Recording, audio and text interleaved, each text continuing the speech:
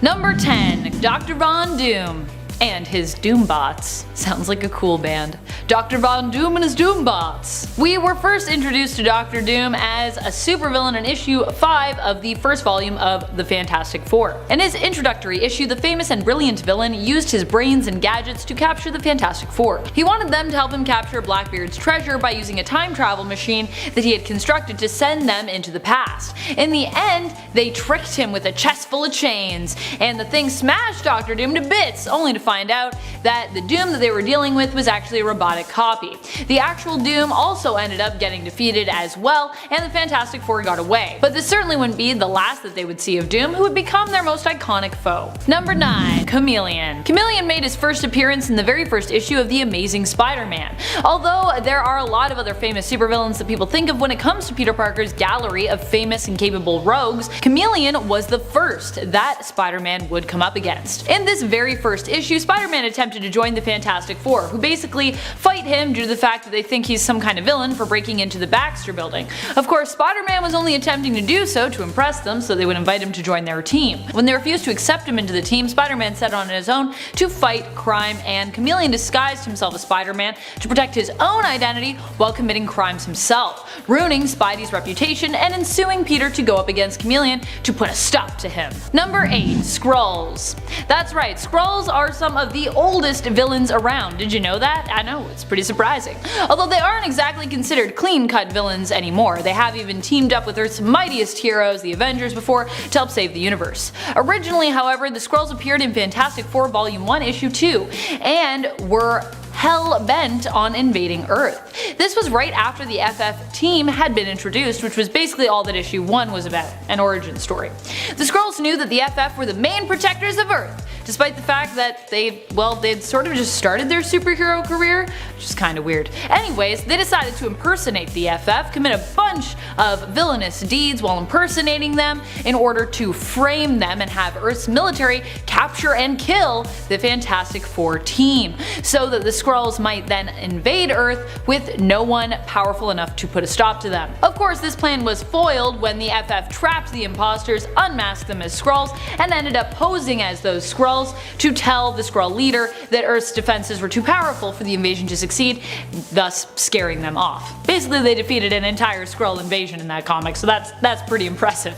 The Skrulls that originally posed as the Fantastic Four members were forced to stay behind after the invasion left, because obviously the Fantastic Four was not going to let them go back up onto that ship. So they then decided to take the form of cows and continue to live on Earth in apparent peace. Peaceful cows. Apparently they'd rather be anything but Skrulls, so they said in the comic, which I thought, oh, that's kind of like rude. I'm sure there are Skrulls that really like being Skrulls. Ugh. Number 7. Miracle Man. What's up with all these original Fantastic Four rogues who kidnapped Invisible Woman, by the way, or Invisible Girl as she was known then? Apparently kidnapping Sue was a classic villain move back in the day. Miracle Man was originally a stage magician who claimed that he was even more powerful than the Fantastic Four, who just so happened to be in his audience when he was performing. After that he proved this in his stage show, he decided that he should probably become a criminal. He was so talented and smart and obviously, I guess, selfish and villainous somewhat, if he decided to go that route as opposed to the heroic one, that he made the Fantastic Four think that a promotional statue for a film called The Monster of Mars had come to life. While the Fantastic Four were distracted dealing with that whole scenario, he pulled off a series of robberies. But don't worry, he was defeated. After, of course, he kidnapped the Invisible Girl. Like I said, that's a thing that people like to do back in the day. Number 6. Dr. Sivana. If you've seen the film Shazam, you likely are familiar with Dr. Sivana, or if you're aware of the Captain Marvel / Shazam comics. He was one of the first villains that Shazam actually came up against and made his comic book debut in Whiz Comics issue number 2. His first master plot of villainy? To ransom radio waves. The 1940s, what a time. He asked for $50 million and if he wasn't paid, threatened to create radio silence everywhere. Because this was the 40s, of course, that was a really big deal. Although right now we'd probably be like, who listens to the radio? But also $50 million is an insane amount of money to ask for. I feel like if Dr. Sivana hadn't been so greedy, it might have worked out better for him. Is $50 million in the 1940s? Jeez! In the end, Billy Batson and his Captain Marvel form defeated Sivana by smashing his radio silencer tech, which was like this huge machine by the way, to smithereens. But as promised, the Doctor would return to battle Captain Marvel, or as he's known now, Shazam, again, becoming one of his mainstay villains. Number 5. Joe Chill. While we didn't know who he was at the time, Joe Chill would go on to become a huge supervillain in Batman's life. He would be known to Bruce Wayne as the man responsible for the death of Batman's parents. Well, responsible. More, he was known as the perpetrator. The circumstances surrounding the murder of Martha and Thomas Wayne in regards to it being part of a great plot or just a random mugging gone wrong would continue to be explored even after we found out Joe Chill's name. Either way, Joe Chill has been a huge villain in Batman's life anyways, because he took away Bruce Wayne's parents, which is kinda Batman's whole thing. Number 4. The Monk. The Monk first appeared in Detective Comics issue number 31, shortly after Batman's first appearance a few issues previously. He is often dressed in red robes, but his first appearance also featured him wearing a red cloth bag with eye holes on his head, marked with a skull and crossbones. So stylish. This was way back when Bruce Wayne also had a fiancée named Julie. The Monk ends up hypnotizing and kidnapping Julie. Batman, however, ends up chasing him down and facing a castle filled with booby traps in order to save his fiancée, who does not know apparently that her betrothed Bruce is actually the Bat. The issue ends with Batman swearing vengeance, soaring off to Hungary to find the Monk and his werewolves? I just love that part because I'm always like, wait, what do you mean you're going after his werewolves? He has werewolves? What? Did we find that out in that issue? I don't remember that being mentioned, but maybe I forgot. Number 3. Dr. Death. While his New 52 appearance is terrifying, Dr. Death actually first appeared in Detective Comics Volume 1, issue number 29, and looked just like your average mad scientist guy. He was one of the first supervillains that Batman ever encountered and is often known as a producer of biological weapons. You know, evil mad science stuff. Like most of Batman's supervillains, he isn't superpowered himself. His first appearance saw him being apprehended by Batman only to go down in a blaze of flames, though at least Batman tried to stop him from going down in a blaze of glory by tossing a fire extinguisher at him.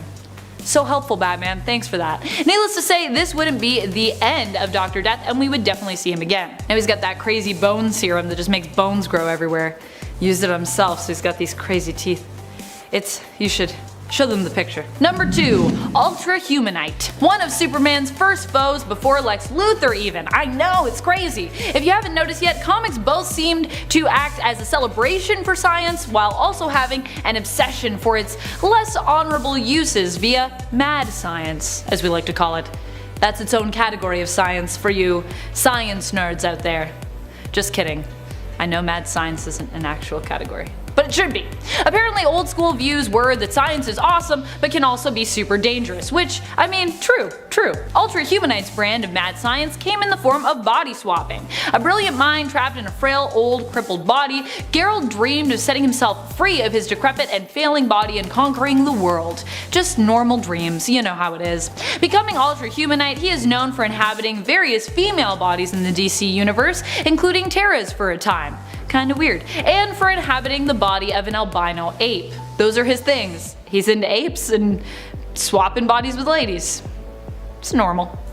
It's fine. Number 1. Namor. The Submariner appeared even before Marvel was called Marvel. Well, now he is definitely more anti-hero, and he never really has been a bad guy when it comes to him as a character. He's definitely also a bit of a jerk with a dark side, even when he's acting heroically, which, not going to lie, is part of the reason that I think we all love him so much. He's just so complex. He can be anything he wants or anything he needs to be. A villain, a hero, an anti-hero. However, when he was first introduced in the Fantastic Four comics in issue number 4 of volume 1 in the early 60s, way after his initial introduction in April of 1939, I know, it was as a villain to the Fantastic Four. After remembering his life as Prince of the Sea, Namor returns to his lost home of Atlantis only to find that it had been destroyed by the radioactive pollution of atomic tests. He seeks vengeance, and the Fantastic Four must stop him as he aims to attack the land, destroying the city and causing harm to the land dwellers who he deems responsible for the destruction of his home. Which was very villainous at the time, But I feel like now a lot of us are cool with this because we're like, hey, you know, the ocean's real polluted, so like, yeah, fair enough. Also, they really did that. They really used to set off atomic bomb tests underwater. That's a thing that we did. Shame on us. Number 10. Riot. Riot is, well you guessed it, another symbiote created because of the Life Foundation. Riot bonded with Trevor Cole, who was a mercenary. Riot took on a very similar appearance to Venom. His build, size, and color scheme were all very similar. He's also considered to be the most violent of the Life Foundation creations. Riot is also the only one of his siblings to make a live action appearance, so far. He was the main antagonist in the 2018 film Venom. Now, in the film, he didn't actually merge with Trevor Cole, instead he went with the head of the Life Foundation, Carlton Drake. Who knows? Maybe we'll see some of Riot's siblings in future films. Number 9. Agony. Agony, also a Life Foundation creation, bonded with Leslie Jasnira. Agony was unique in that she was able to spit acid that could burn through almost anything. Agony also had the power to absorb and regurgitate chemicals. Oh god. That's so gross. She also had a very different look than her siblings. She was bright purple with hints of black and had wavy hair. Of course, she also had sharp teeth and massive claws. Number 8. Phage. Also one of the ones created because of the Life Foundation, Phage bonded with Karl Mack. Phage is known for his orange and black appearance and being able to mold his body into sharp blades, similar to Carnage, which was effective against his opponents. He's also one of the larger symbiotes. He has a build that is very similar to Venom, which along with those blades would make a really deadly combo. Number 7. Lasher.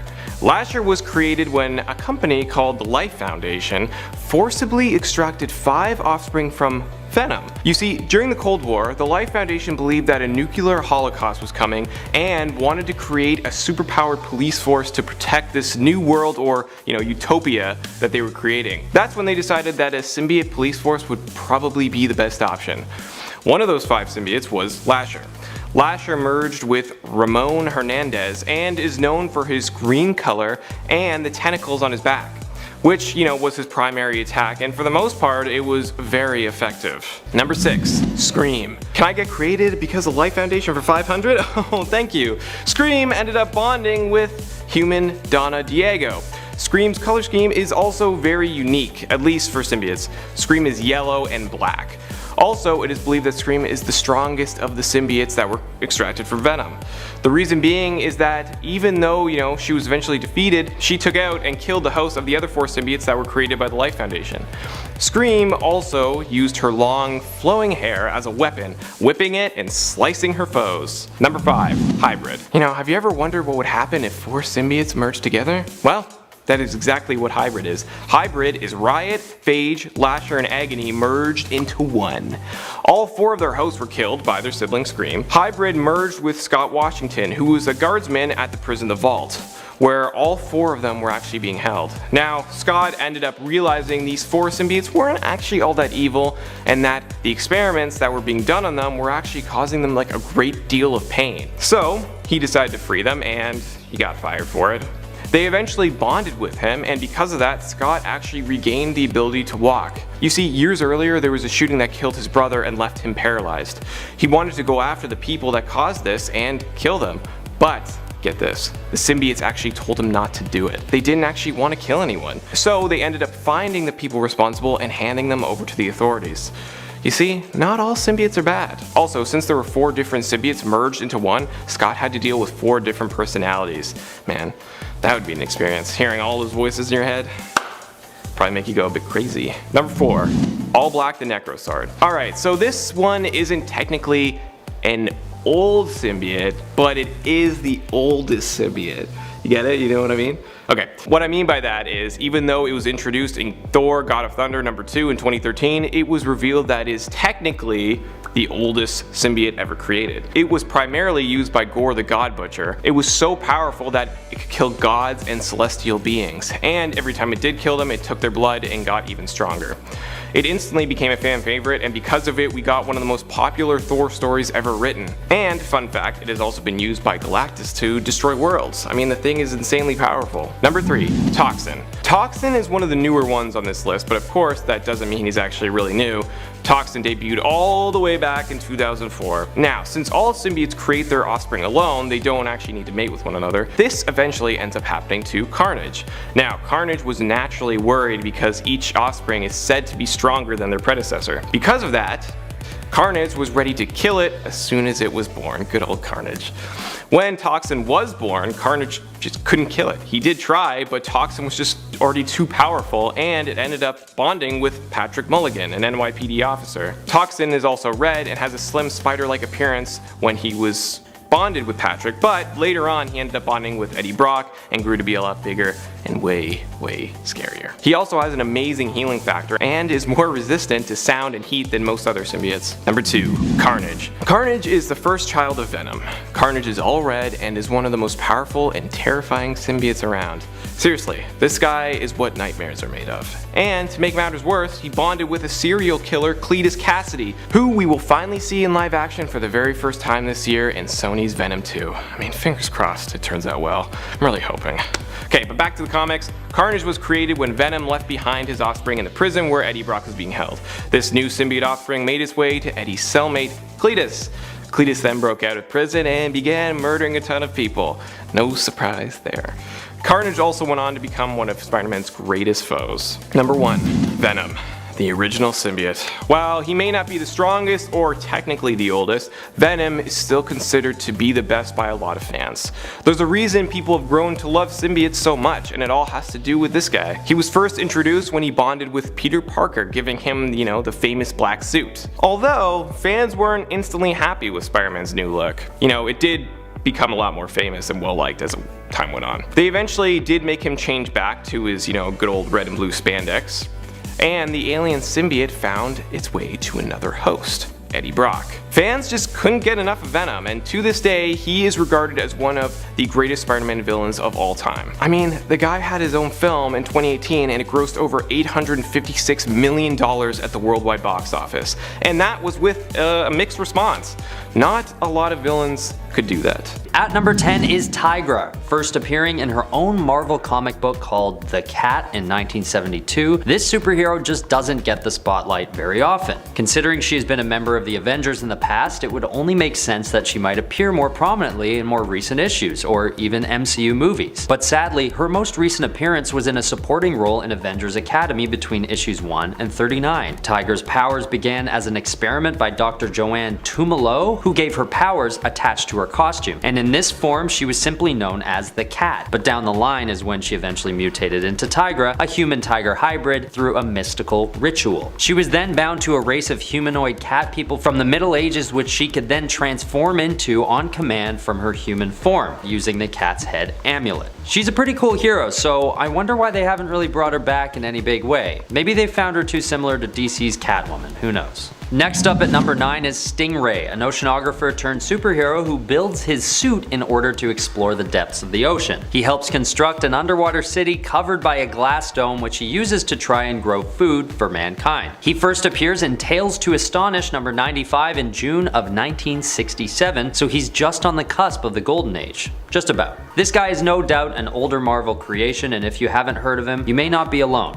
Although he has appeared as recently as the Iron Man 2020 event, he still only appears briefly as a side character facing off against Captain Barracuda. But at least the writers of that issue probably had the same thought as me, that he deserves to come around again. Once again, my hunch is that he's just a little too similar to DC's Aquaman, which might keep Marvel from giving him any more spotlight than they already have in more modern issues. Although his buddy Namor the Submariner, looks like a carbon copy of Aquaman. But Namor appeared for the first time in Marvel's first ever comic book, Marvel Comics number 1 in 1939, whereas Aquaman didn't appear until 1941. But I digress. It just seems that DC found a way to occupy the underwater superhero market, which keeps us from seeing more characters like Stingray and even Namor more often. At number 8, we have DC's The Question, or just Question. Like Stingray, this superhero first appeared in 1967, but isn't showcased very much anymore. Usually teaming up with the Blue Beetle, this superhero got his last solo series in 1987, lasting 36 issues. issues. He originally had the secret identity of Vic Sage, but was later reimagined in the 2006-2007 miniseries 52, and his protege, Renee Montoya, takes over the mantle. This character is just a good old-fashioned fighter, only really having abilities in martial arts and I guess sleuthing since he's a journalist by trade, but he's just got such a simple and cool film noir kind of look, and it would be cool to see him in a lead role again. Again though, his abilities and look are strikingly similar to Marvel's Chameleon, so maybe by holding back on popularizing this character too much, they're just avoiding butting heads with their competitors. Once again, it's hard to tell. Okay, at number 7 we've got Marvel's Dominic Fortune, or Dominic Fortunov. This character is not only old in terms of his first appearance in the comics, but the character himself is aged to the point where it's known to be one of his biggest weaknesses. First appearing in Marvel Preview number 2 in 1975, this superhero needs a comeback for the sole reason that he's just a guy. He doesn't have any powers, but fought in World War II and always seems to be getting caught up in assassination attempts and weird odd jobs. Like one time when he had to babysit 3 drunken actors in Hollywood for a weekend and had to call the cops on them after things got out of hand. And after that, Fortune actually gets recruited to the Avengers by Nick Fury in 1959. He's just a good old-fashioned human superhero who runs into human troubles and stays in his lane, but ends up getting the opportunity still to support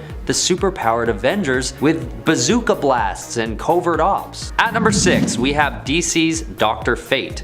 This guy is old. He first appeared in More Fun Comics number 55 in 1940 and basically hasn't been mentioned again since his death in the Book of Fate number 1 in 1997. So yes, that's a long run, but still I'd like to see more of him. Dr. Fate is a superhero that's got so much going on and looks so cool that I don't know why he isn't used more often these days. His powers come from an incident when he, Kent Nelson, and his father were uncovering the tomb of ancient immortal Nabu, and Kent is basically trained by the ancient being and awarded with the Amulet of Nabu, a cloak, and a helmet. With the training and these items in his control, he has abilities ranging from magic manipulation and flight to invisibility, super strength, and resurrection, among others. It's just a really cool character based on real ancient myth, and I don't see any reason why Dr. Fate shouldn't have another comeback soon. Okay, number 5, Marvel's Gargoyle. This superhero first appeared in Defenders issue number 94 in 1981, but since then he's actually retired and settled down in Greenwich Village. He even opened a restaurant called Isaac's Oysters, but he did go for one more rip for old time's sake, aiding Iron Man on a mission to take down the android Korvac, but that's sort of been it for him. And what's cool about this superhero is that he was sort of meant to be evil, but just chose good. He was formed when Isaac Christians agreed to place his soul inside a cursed gargoyle and do the bidding of the six-fingered hand. This was all in exchange for his issues to be resolved. But then when he was tasked with capturing Hellcat, a member of the Defenders, he couldn't get himself to do it and defied the six-finger hand, and just sort of kept living on as this possessed gargoyle who chose good. He kind of reminds me of Beast. He just has this super wholesome energy to him, and I just feel like he could do for more of that sweet, sweet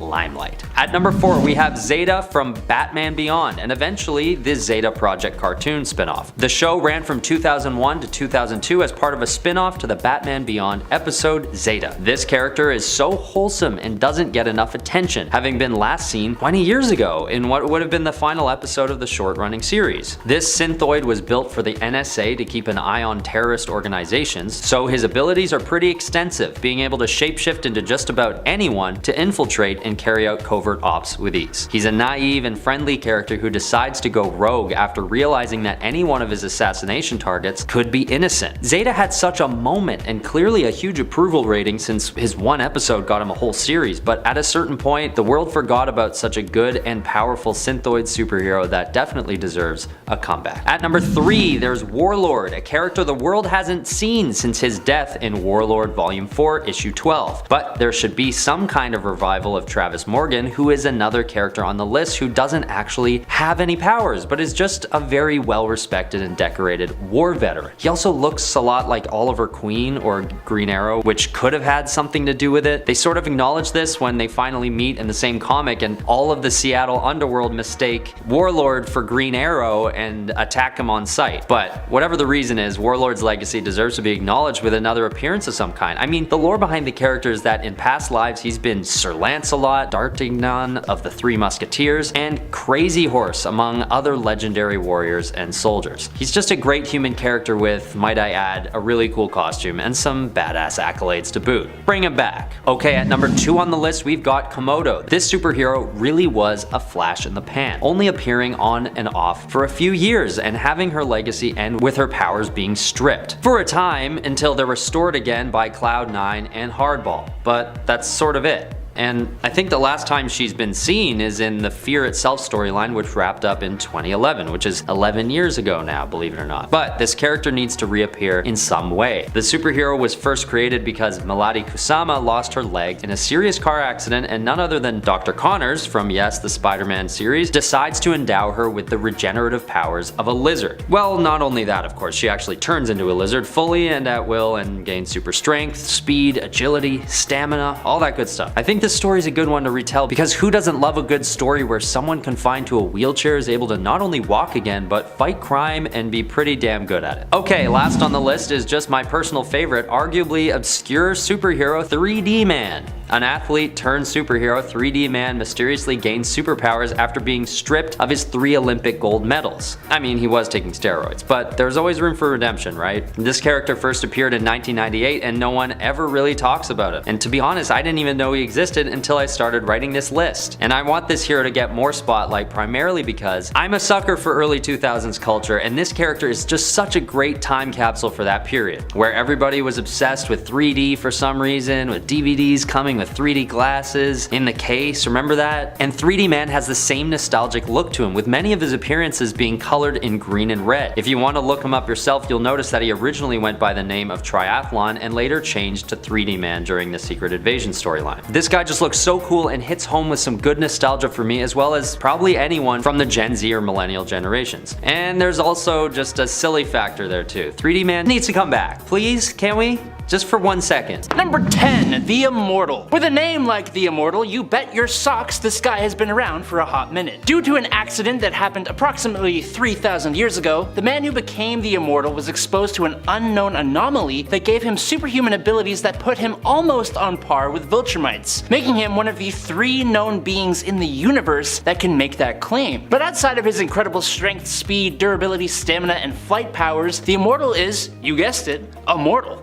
Able to regenerate at an insanely fast rate, regrowing limbs and organs, not needing food, water, or oxygen to survive, and being immune to all poisons, toxins, venoms, viruses, bacteria, parasites, pathogens, and allergens. However, funnily enough, there is a way to, quote, kill him. If the Immortal's head is separated from his torso, it needs to be manually reattached for his healing factor to activate. But despite that, even when they aren't attached, he still remains perfectly preserved until the reattachment happens. He's been around for so long that he's been a knight possibly under King Arthur as Lancelot, an explorer under or possibly as Christopher Columbus in the Spanish Armada. He fought in the American Revolution, became president of the United States by taking the alias of this guy Abraham Lincoln you might have heard of, and he fought as a soldier in the First World War. In the 1930s is when he officially became a superhero, and more recently became a member of the Guardians of the Globe. And friends, before we move on to our next spot on this list, if you love what we do here at Top 10 Nerd, why not show us you love us by clicking that like button? Hey, click it! Number 9, The Darkness. The story featuring this host of The Darkness is so vicious and bloody, but also just so raw and emotional. I love it personally. While many think of a Jackie Estacado when they think of The Darkness, he is not the only host the Darkness entity has ever had, which honestly, if you're familiar with the story of Jackie, you probably also kind of know that because, you know, it gets passed down. In fact, there were many who came before Jackie. Case in point, Estacado, the Darkness host who is a leader of a Visigoth tribe during the final days of the ancient Roman Empire, circa 410 BC, after its downfall had really already begun, and some would say even kind of already concluded, I guess. Estacado is a known rebel against the Roman Empire, and a powerful one at that, wielding the Darkness in his fight against the last standing Roman legions. He ends up going head to head with Legatus and his legion after already dying and being resurrected by the Darkness twice. While he offers Legatus a chance to surrender surrender, Legatus knows he is doomed either way since the Roman Empire is coming to an end, and so chooses not to back down as he doesn't really see surrendering as a real option given the punishment for doing so, were they even able to make it back home at this point. As such, Legatus's legion falls and Estacado makes plans to march with his tribe to Rome. Number 8. Ogon Bat. Okay, Ogon Bat is a unique and cool character in his own right, but he was also one of the world's first superheroes ever, even technically coming before Superman. Originating from Japan as the god of justice and protector of the weak, his origin is that he was originally an Atlantean who was sent forward in time 10,000 years to defend the modern world from evil. He wields a scepter that fires bolts of energy, causes mini earthquakes and slices through steel. He himself was immortal, could fly, breathe underwater, had X-ray vision, and possessed superhuman strength, speed, and invulnerability to bullets and lasers. He was summoned by a little girl who would call on him, causing a sparkle to appear around, which then turned into a bat and then turned into the hero when it's found its enemy. It's very weird, but we just roll with it. While he initially started as a comic, he also has a TV show that appeared in several different countries outside of Japan, and I think he looks really cool.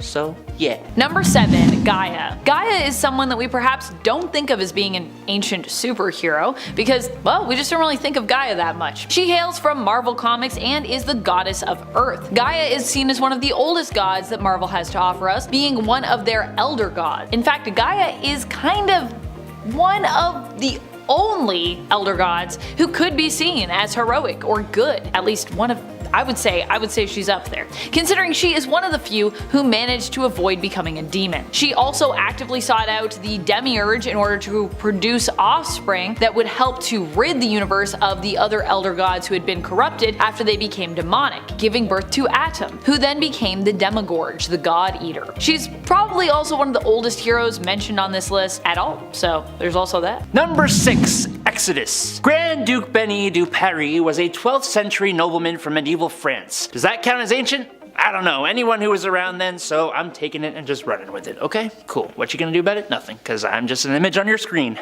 As an adult, Bene was a crusader for the Knights Templar sent to Jerusalem during the Crusades, and he even became best friends with Eobar Garrington, the Black Knight of that era.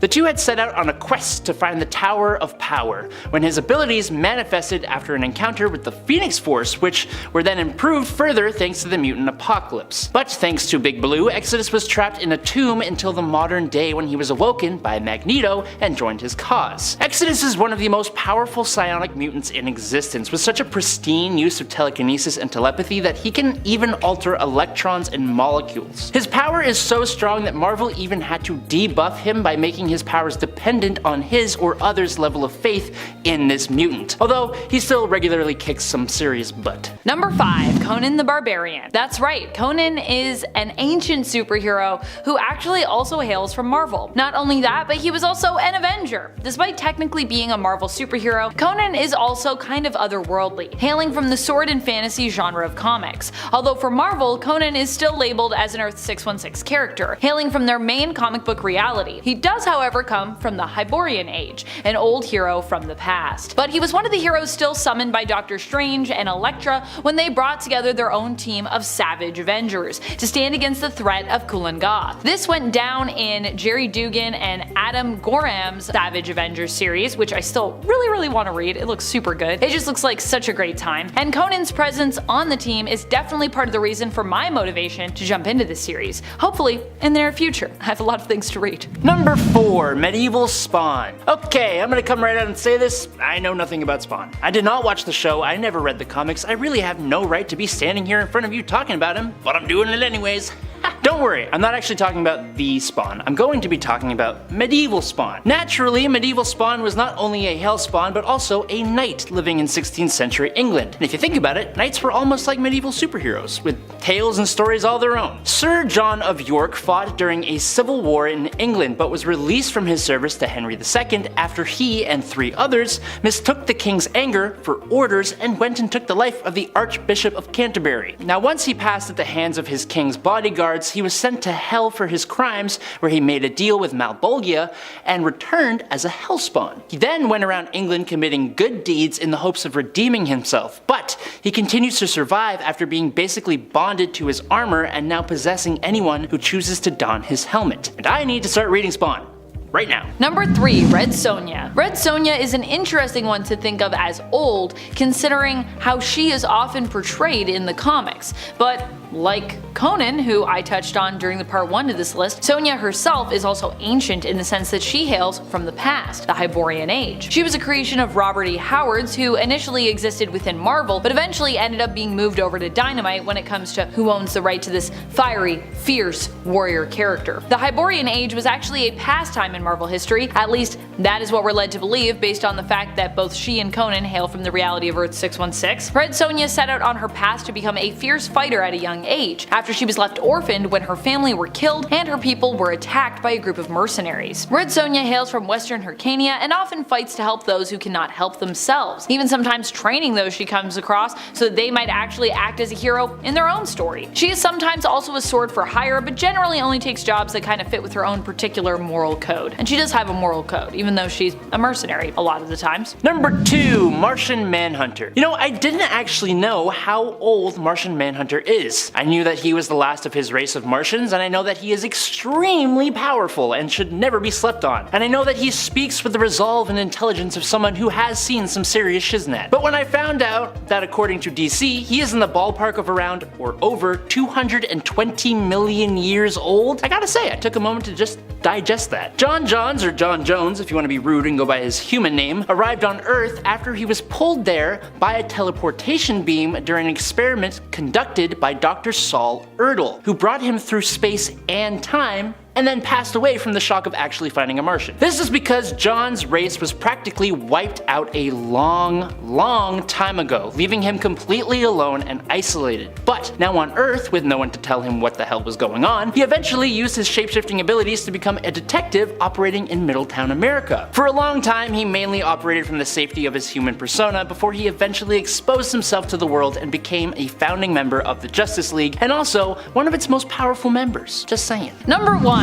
Ghost Rider. Way before Johnny Blaze was even ever born, there was Ghost. Ghost is the original Ghost Rider, or at least believed to be the original Ghost Rider, the initial spirit of vengeance. Retroactively anyways, as he made his first comic book appearance after Johnny Blaze historically, appearing in Marvel Legacy issue number 1 from 2017. So obviously that's pretty recent, but you know, canonically one of the first. Ghost became the first Ghost Rider during the Prehistoric era and did so in order to defeat the mysterious Wendigo, who took over his pack, becoming their leader only to eat the pack members save for Ghost. Ghost would stumble upon a snake and speak its real name in order to become Ghost Rider, the spirit of vengeance. He also has a cool mammoth, or he had a cool mammoth, and then he got another mammoth, and I think that mammoth's gone too, but he likes mammoths. He would go on to join up with the Avengers of 1 million BC. Number 10. Lone Ranger. The Lone Ranger originally started appearing in a comic strip and would later receive his own comic book series in 1948, which went for over 100 issues. Before he was even in comics though, Lone Ranger was a superhero recognized for his radio show, which debuted in the early 1930s. The first few comics consist of compilations of his comic strips, but new stories began with Lone Ranger starting with issue 38, which saw Paul S. Newman writing and Tom Gill on art. The Lone Ranger was known as a mysterious masked Texan Ranger who would fight bandits and outlaws in the Wild West of America, with his loyal pal Tonto and his trusty steed Silver. Hi-ho Silver away! Number 9. Tonto. You didn't think I was going to talk about Lone Ranger and just like leave Tonto out of this list, did you? Tonto was originally shown as Lone Ranger's native partner and was part of the Comanche tribe originally. Some may think of him as just a sidekick, but as time progressed his character tended to be more presented as an equal and partner to the Lone Ranger rather than just a sidekick. He got his own comic book spin-off series in the 50s titled The Lone Ranger's Companion Tonto, and was often depicted as being witty and sarcastic, even going on to mock other less favorable portrayals of himself in pop culture that made him seem more savage. I like when heroic characters are self-aware and sassy like that.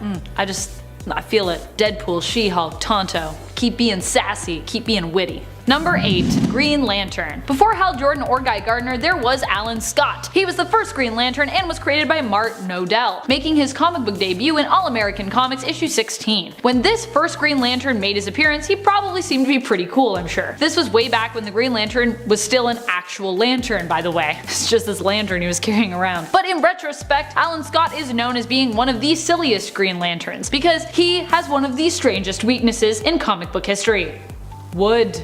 While there definitely wouldn't be openly gay superheroes for some time yet since he was introduced in 1940, I like to think the fact that he is helpless against wood might pose a double or symbolic meaning. I'll just let you ponder what you will about that. But that's just me. Either way, the weakness is a hilarious one to see in comics, just villains beating him with wooden clubs and baseball bats, and it would later be fully explained and made semi-logical later on, but still, it's ridiculous. And I love it. Number 7. Black Panther. The leader of Wakanda made his first comic book debut appearance in Fantastic Four issue 52 in 1966. He is often credited with being the first black superhero to appear in comics. The only sad thing is that it took us that long to get one. The 60s! Such a long time in comics, so long. He was created by Stan Lee and Jack Kirby. The first story involving him in the pages of Fantastic Four Volume 1 are pretty hilarious and great. If you haven't read them, you kind of should. They're interesting. Black Panther invites the Fantastic Four to Wakanda. Naive as they are, they accept. But what they don't know is that Black Panther longs to fight them. Of course, while the comic originally seems to be spinning Black Panther as a villain, it is later revealed that he only wanted to test them, and the fighting was merely to prove their merit as he needs their help. In the next issue, issue 53, we learn more about his backstory and why he has sought out the Fantastic Four. We are also introduced even more to the land of Wakanda with its unique combination of new age tech and tradition, old and new. So there you have it. Number 6. Superman. Superman is that hero that you usually think of when someone asks who the oldest superhero is during a trivia night. And honestly, I'm sure it's an acceptable answer by most trivia standards. But not here. Not here. Here we go further. Superman is widely thought of as being one of the oldest, the original American comic book superhero. But seeing as how he is number 6 on this list, I think us mega nerds would likely know otherwise. Still, he came out in 1938 and first debuted in Action Comics number 1. And honestly, if you read his original appearance, it's easy to see what all the hullabaloo is about. It's basically a piece created to show off and introduce just how unstoppable Superman is. In fact, Superman would continue to be presented as near invincible until the 80s, acquiring more and more powers with each appearance. And then we had to fix that. We had to tweak that because it's too much power. Superman was created by Jerry Siegel and Joe Shuster. Number 5. Sheena. Queen of the Jungle. You might be wondering just where Wonder Woman is on this list, but Sheena actually predates Wonder Woman, and her own self-titled series even predates Wonder Woman's by a few months. She was originally published by Fiction Comics and was known as Sheena, Queen of the Jungle. Most 1930s Queen of the Jungle I have ever seen, but yet. Sheena's abilities included super strength and agility, and the ability to communicate with animals. She made her first appearance in WAG Comics issue number 1, and her self-titled series came out in early 1942, just a few months before Wonder Woman. Only a few months. So close, so close. Number 4. Kazar. Kazar is known as being one of the first Marvel superheroes. Can you guess who the other one is? Let me know in the comments. But there are actually 2 Kazars. The one I'm referring to here is David Rand. He appeared in Marvel before they were even known as Marvel back when they were Timely Comics in 1936. Kazar shared many similarities with Tarzan and was very passionate about protecting the surrounding wildlife and animals where he grew up. He also fought against Germany with the Allies in World War II, fun fact. In fact, the last story we have of him shows him setting out to provide more wartime aid. The other Kazar we would meet later in the 60s was known as Kevin Reginald, and was the son of the man who discovered Savage Land. Both Kazars also appear to be English. They had an English heritage anyways. Interesting. Number 3. The Phantom. The Phantom originated in comic strip form, where so many superheroes were originally born. He was created by Lee Falk. The Phantom actually introduced the idea of a costumed adventurer to American comic books. Before that, we didn't really have people in like tight spandex running around. While the Phantom, aka Kit Walker, found popularity in comic strips in the US, his comics didn't quite shine so bright. Internationally, however, the character seemed to do much better, becoming a hit in Australia, Sweden, and Papua New Guinea. He also was originally from a fictional country in Africa, so no wonder he did well in Papua New Guinea. I feel like they were like, I can see some similarities here. Number 2. Buck Rogers. Buck Rogers first appeared in a comic strip. He is a hero who comes from a world of sci-fi set in the future of the 2400s. 24,000s? 2400s, yeah, 2400s. Depending on what medium or comic you're reading, the last 2 digits of that year are also apt to change for his story. He made his comic strip debut as Buck, but the character was originally named Anthony Rogers in the novel that inspired the comics, Armageddon 2419 AD, written by Philip Francis Nolan. The story follows the adventures of a young man who is frozen for almost 500 years in suspended animation before waking up in the future and rediscovering the world he once knew, in a time that he is less familiar with. Honestly, if you aren't aware of Buck Rogers, but you are a fan of cosmic superheroes or sci-fi and weird space adventures, I highly recommend you check this classic out. Also, if you just like some time travel-y stuff. Who doesn't like time travel-y stuff? Everyone is like me, I hate it, but there's a few of us I know that like it. Number 1. Spring-Heeled Jack. Spring-Heeled Jack was originally a character in English folklore and urban legends. His being was reportedly cited all over Great Britain in the 1830s, and the stories involving him inspired writers to use him as a character in both a play and in Penny Dreadful novels, which were short serials, the original comic books really of the time. He has since seen other comic book series dedicated to him as time has progressed. Spring-Heeled Jack was originally described as a gentlemanly looking demon, and later described as looking like the devil himself, complete with horns. He was often known for breathing fire. Whoa, scary stuff. While his character was originally posed as a villain, he later developed into a misunderstood hero, a nobleman who sought to steal from the rich and give to the poor, complete with his own gadgets to help him perform his noble feats. Kinda like Robin Hood meets Batman. It's kinda what he was doing. Meets a guy that looks like a demon. Just combine all those, you got Spring-Heeled Jack. Number 10. Hero for Hire / Power Man. That's right, while Black Panther was one of the first superheroes of color to appear in comics, Luke Cage's Power Man would actually beat him when it came to having his own comic series. This series was originally titled Hero for Hire, but the name would later be changed starting with issue 17 to Power Man. The first issue of Hero for Hire came out in June of 1971, and Black Panther wouldn't get his own series until 1977. I know, strange, right? The name for Luke Cage's series would change one more time starting with issue number 50, becoming Power Man and Iron Fist. That name would stick with the series from issue 86 till its end in issue number 125. Number 9. The Amazing Spider-Man. When many people think of Marvel Comics, this is often the hero they think of first. The first volume of Amazing Spider-Man would see its very first issue come out in March of 1963, and the first issue was very much an origin story, one that we'd become all too familiar with in the animated series and films to follow about everyone's favorite Spidey-themed hero, Peter Parker's Spider-Man. The series would be a long-standing one and would produce hundreds of issues, and although it has been relaunched, the story of Peter Parker continues to be one that comic book fans everywhere have become obsessed with, making Spider-Man one of the biggest superheroes, especially one of the biggest superheroes to come out of Marvel Comics. Number 8. Fantastic Four. The Human Torch was actually the first character to appear from the Fantastic Four in Marvel Comics number 1 in 1939. Sort of anyways. Marvel Comics was an anthology magazine comprised of various heroes' adventure shorts. I know, I said no anthologies, but I think this is a pretty cool fact. The Human Torch that actually first appeared in Marvel Comics was actually Jim Hammond. Hammond would later be reinvented in the Fantastic Four team as Johnny Storm, Sue's brother, so the character, while different,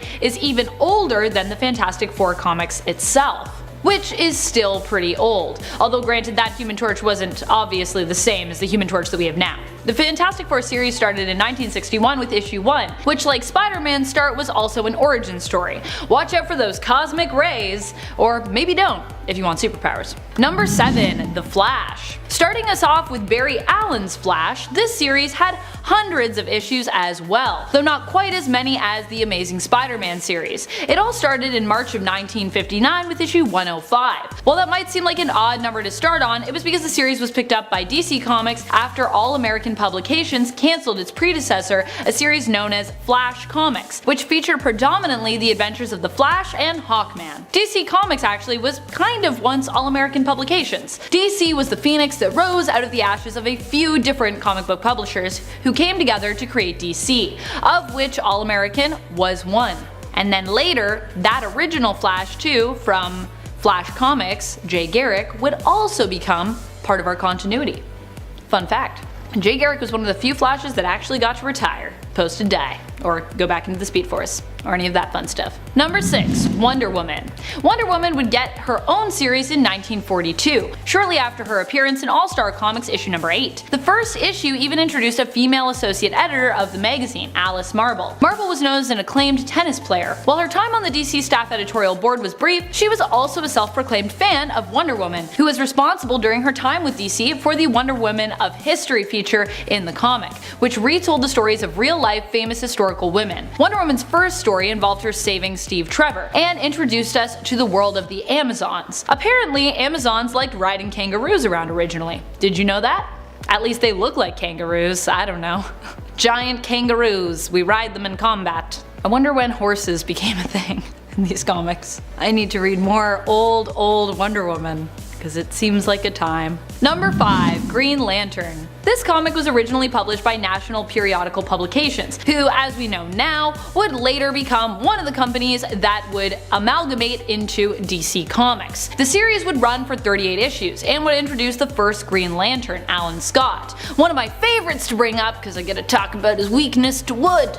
In this first issue, we would discover how Alan got his powers from both the Green Lantern ring and an actual Green Lantern, which was created by an old Chinese lamp maker from molten green space metal that had crashed to Earth via meteor. This original series really put the lantern in Green Lantern. It's not even a funny joke, it's just really bad. You're welcome. Number 4. Captain Marvel Adventures. Captain Marvel Adventures was the spin-off from Viz Comics, an anthology series that featured the ever-popular Captain Marvel. Captain Marvel Adventures was the original series for the hero, produced by Fawcett Publications. Alright, let's get into the craziness of Fawcett, here we go. Fawcett would end up cancelling the series and all other superhero series eventually as a result of the lawsuit filed against them in regards to Captain Marvel's similarity to Superman, who had belonged to National Periodical Publications at the time the lawsuit was filed in the 1940s. Still, Captain Marvel Adventures would go on to have 150 issues before it was cancelled in the 1950s. National Periodical Publication would later evolve and merge into the famous comic book publisher that we know today as DC Comics. And as Fawcett was closing up shop, DC would end up picking up the rights for Captain Marvel, aka Billy Batson, in the 1970s. Captain Marvel under DC would eventually evolve to become Shazam, originally the name of the magician who gave Billy his powers in his origin story in Viz Comics. Although later that magician would have a different name, have no name, all sorts of crazy stuff. The name change happened after Marvel Comics sued DC for rights to the name in regards to their own separate Captain Marvel, who first appeared in the Marvel Superhero series in 1967. Oh, comic book characters and lawsuits. Woo! I hope that clarified some of that crazy lawsuit stuff for you, or made it more confusing. Either way, I hope you learned something. Number 3. Captain America Comics. Captain America was one of the first Marvel heroes to get his own series. Captain America Comics was the original name of the series, and its first issue came out in March of 1941. Unsurprisingly, the cover features Cap punching Hitler in the face, pretty much establishing what kind of hero Steve Rogers would be from day one. The kind of guy that likes to punch Nazis in the face. That's his thing. That was his thing anyways. Then he got frozen in some ice, then he woke up, did some other stuff. You know how it goes. Number 2. Batman. After making his first appearance in the Detective Comics series in issue 27, Batman would shortly after get his own series and go on to be one of the most iconic heroes in comic book history, and obviously one of my favorites. The first issue of Batman came out in March of 1940. It featured an origin story and introduced us to Batman characters who would go on to become some of the most famous, including Robin, James Gordon, Joe Chill, Hugo Strange, Catwoman, and Batman's one true supervillain, the Joker. Number 1. Superman. Superman first appeared in the anthology series Action Comics, and like Batman, he would soon after get a series to call his own. Superman Volume 1 Issue 1 would come out in June of 1939, almost a full year before his future BFF and fellow JLA member Batman. Superman's first issue was the typical origin story fare, but as soon as issue 2, we would also find ourselves introduced to some of Superman's mainstays, mostly in the way of supporting characters. In issue 2, we would meet both Superman's young pal Jimmy Olsen and his future girlfriend slash wife slash baby mama Lois Lane. Slash sometimes she's superwoman herself. That's also happened. Oh, Lois Lane. she's a pretty cool lady. Number 10, the Question. In the Prime Earth continuity, the Question, or a version of the Question, is revealed to be one of the oldest beings in the world of DC. This is revealed after we learn that the Question was one of the criminals in essence that the Circle of Eternity, located at the Rock of Eternity, chose to punish for their crimes against humanity. This group of beings who were punished were known as the Trinity of Sin. The Question would go on to become a hero following this. This version of the Question is largely a mysterious figure who has not appeared as much, probably because the original version of the character Vic Sage and his predecessor Renee Montoya ended up both returning to the comics recently. What we do know is that the Question had his memory erased from history and from himself, with even his face being left completely featureless, so he could never remember who he was. This was part of his punishment, but also done to guarantee that the Question would not be able to rise up once more as he had threatened to do originally, since he would no longer be able to remember what exactly he had done and why in the first place. So how can he return if he doesn't even know, why he was doing it in the first place? And apparently, we may never get to know any of this either, unless somebody returns to tell the rest of this version of the Question's tale. And friends, before we move on to our next spot on this list, if you love what we do here at Top 10 Nerd, and if you also love superheroes that are surprisingly old, be sure to let us know by giving this video a thumbs up. Number 9, the Eternals. The Eternals are simply a group of heroes most people don't often think of, which is why I'm including them here. Despite them coming to the MCU, I would still say there are tons out there who have fallen off the MCU bandwagon recently and kind of just weren't particularly compelled to watch this film. So there are still a lot who do not know about the Eternals, which is unfortunate. This is a huge shame, I think, because the Eternals are really a cool group of heroes who have existed for millennia. Initially, their origin was that they were prehistoric humans who were basically modified by celestial tech, turned into their own race of beings. Later on, we'd get an additional bit of information on their origin in terms of kind of how they worked, how they operated, with them being resurrected by the Great Machine on the regular anytime they died. That's how they were eternal, almost being like kind of androids with a soul in a sense at one point. The Great Machine is actually also Earth, which is both a big blue ball that everyone lives on and at its core an actual machine, a resurrection machine in part. Its survival is intrinsic to the survival of Earth and all life forms living on it, and it was, up until recently, also tied to the Eternals, meaning that for Earth to continue, the Eternals would also have to continue to be called into existence. The Eternals, being ancient heroes, were initially the enemies of the Deviants, who were also created by the Celestials. They defended Earth against the Dark Celestials, or they tried to, and have also become ingrained in human mythology, with them being the real-world heroes from ancient epics and folklore. Hawkgirl. While Hawkman recently appeared in Black Adam in the DCEU, which has been rebranded with their highly anticipated reset impending as simply the DCU, Hawkman isn't the only hero out there who is ancient among the Justice Society. And no, I'm not talking about Dr. Fate, who also is pretty old.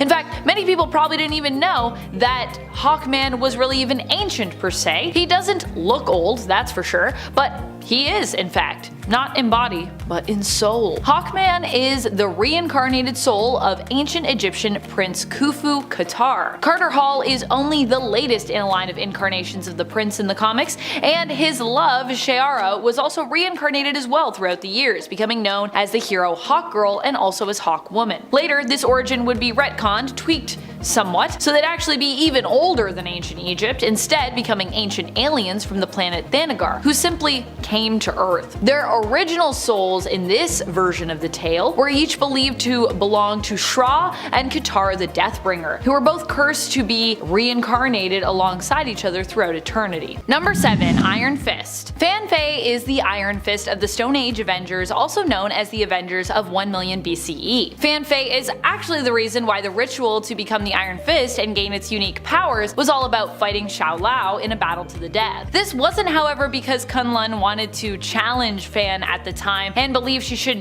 be their champion. This actually happened as the result of a punishment. Fan Fei, you see, was a kung fu master who had been trained since birth in Kunlun, but her curiosity of the outside world caused her to sort of leave Kunlun in secret. She came across cavemen who were helpless against the beasts that basically often attacked them, and she decided she was going to help then. Vin sought to help these people by teaching and training them herself in the ways of Kung Fu. However, it was forbidden in Kunlun to share your knowledge, and when her people found out, they marked her as a criminal. As punishment, her students were brought to Shaolao and basically fed to the dragon. Forced to watch, Fan Fei went into a rage, breaking her shackles, seeking to share in the same demise as her students, becoming deeply distraught. However, when she went up against Shaolao, she struck the dragon and her fist went right through, killing it, and coating her fist in its blood, giving her the power to channel her chi into fiery fists, and leaving her with a dragon mark, which marks her as the Iron Fist. Number 6. Nubia. Nubia is possibly even older than most other Amazons, who are generally known for being old and immortal just standardly. In Infinite Frontier, her story was retconned so that she was no longer a woman held and mistreated against her will for a long time, but a princess reborn in the Well of Souls. Nubia was born from the Well of Souls, reincarnated, around the same time that Princess Diana was born, and the two grew up often being thought of as sisters. And if you're wondering why I was mentioning that she might be older than some of the other Amazons, that's just because she's reincarnated. So although Nubia in her own form is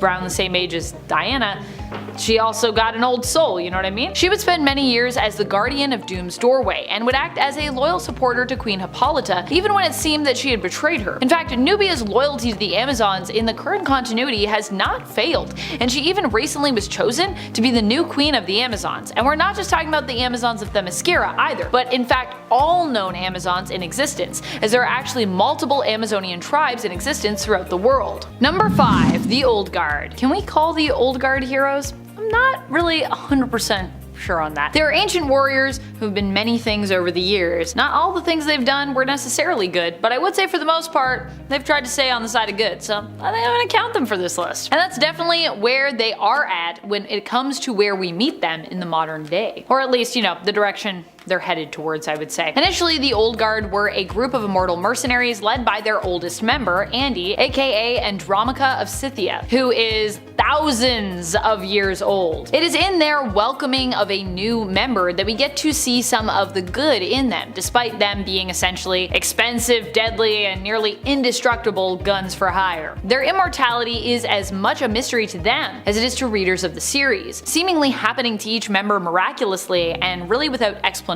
One minute they were alive, the next dead, and then inexplicably right back to living. In 2020, the Old Guard comics got their first film adaptation through Netflix. As with most Greg Rucka creations, the premise and his approach had me hooked, pretty much. Number 4. Artemis. Artemis was also once Wonder Woman, don't you know? Back in the New Earth continuity. She herself is an Amazon, and despite her youthful appearance, like most Amazons, she's pretty old. In fact, in the New Earth continuity, she was also granted eternal youth as the result of a spell that Circe had cast upon her. In the Prime Earth continuity, she is just straight up immortal. She hails from the Bana Migdal, which is a splinter group of Amazons all their own. Like I said, there are many different tribes. Princess Diana of Themyscira and Artemis have often been presented as rivals in the comics, with Artemis often being jealous of Wonder Woman and kind of striving to prove herself superior to Diana. But despite this, she is ultimately a force for good and a hero, though her warrior's heart might be a little harder in comparison maybe to Diana's when it comes to her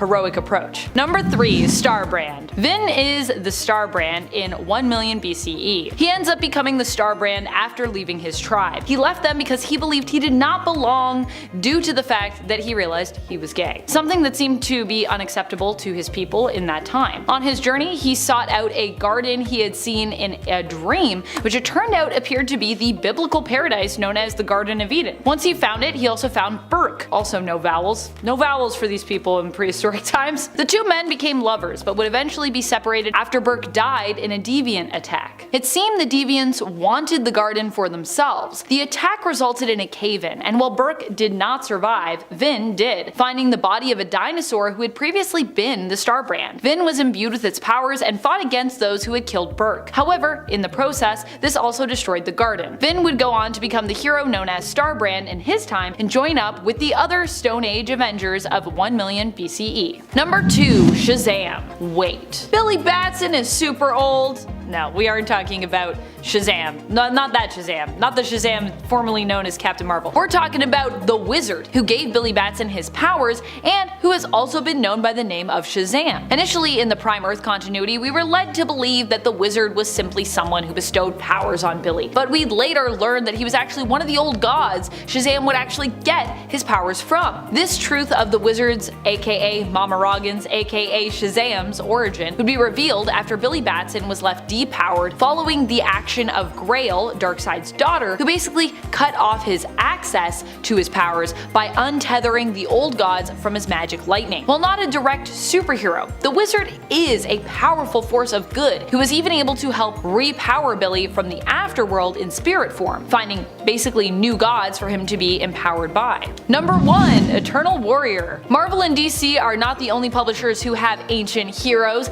Even Dynamite, now owning Red Sonja, is not the only publisher with ancient superheroes by any stretch. A lot of people have ancient superheroes. In fact, one publisher that was suggested in the comments that has tons of ancient superheroes is Valiant Comics, so I'm happy to be talking to you about that. Great suggestion. This particular hero from Valiant that we're talking about is Gilad Anipada. Gilad was one of 4 siblings granted immortality. He has used this extended time over his life to train up, becoming a master in many different areas of combat. He acts as a hero in the comics, being tasked with defending the Geomancer of any given generation. Geomancers were kind of born in a line, and they're magical heroes in their own right who were chosen to act on behalf of the Earth as the planet's defender, and who are able to communicate with nature and the Earth. And the Eternal Warrior basically just acts as like their guardian, so heroes protecting heroes. Number 10. Earth 9591. Ruins. This alternate reality is going to be the most recent one, taking place in the 90s. The timing of this one doesn't factor so much into its story though, as the more relevant detail is that this is the universe where literally everything goes wrong. The entire Fantastic Four, except Ben Grimm, who was replaced by Victor Von Doom, died on their test flight. The X-Men are held in a prison in Texas where they are horribly disfigured to stop them from using their powers. Peter Parker's spider bite caused an infectious rash that mutated his entire body and caused his hair to fall out. Bruce Banner becomes a monstrous mass of tumors. The Avengers all died in a rebellion. The Silver Surfer went mad, wanting to know what it was like to breathe air again. Nick Fury became a cannibal. All sort of that really lovely stuff, you know?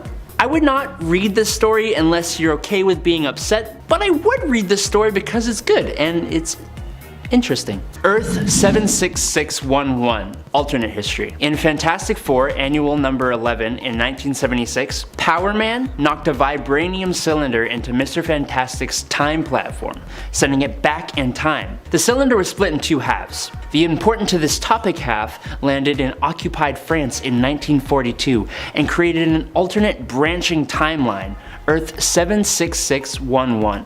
In this alternate timeline, the socialist Germans used the vibranium to advance their war effort, successfully invading England in 1943 and even making it to Manhattan by 1944, taking over America by 1946.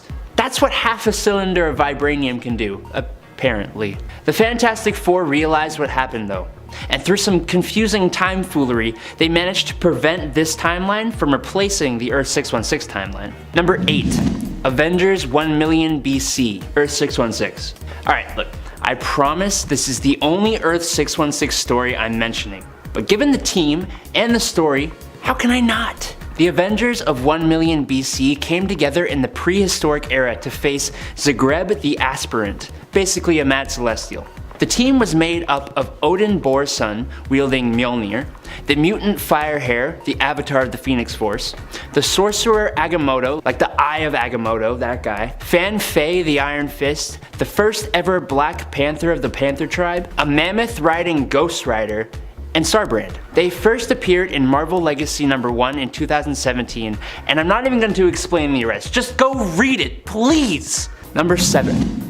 Earth 6799, 1967 Spider-Man cartoon. Bouncing off that happy little lovely tale, we have Earth 6799, or just Earth 67, which is actually the Earth where the 1967 Spider-Man takes place. Because of that, This Earth technically first appeared in Spider-Man Episode 1 Season 1 on September 9th, 1967. Its comic book appearance first comes in Amazing Spider-Man Volume 3, number 9, as one of the many alternate Spider-Man featured in this story. He also shows up in Spider-Verse Team-Up issue number 2 when Miles Morales and Peter Parker come to this Earth to find Spider-Man and recruit him to the fight against the Inheritors. It's super entertaining. Number 6.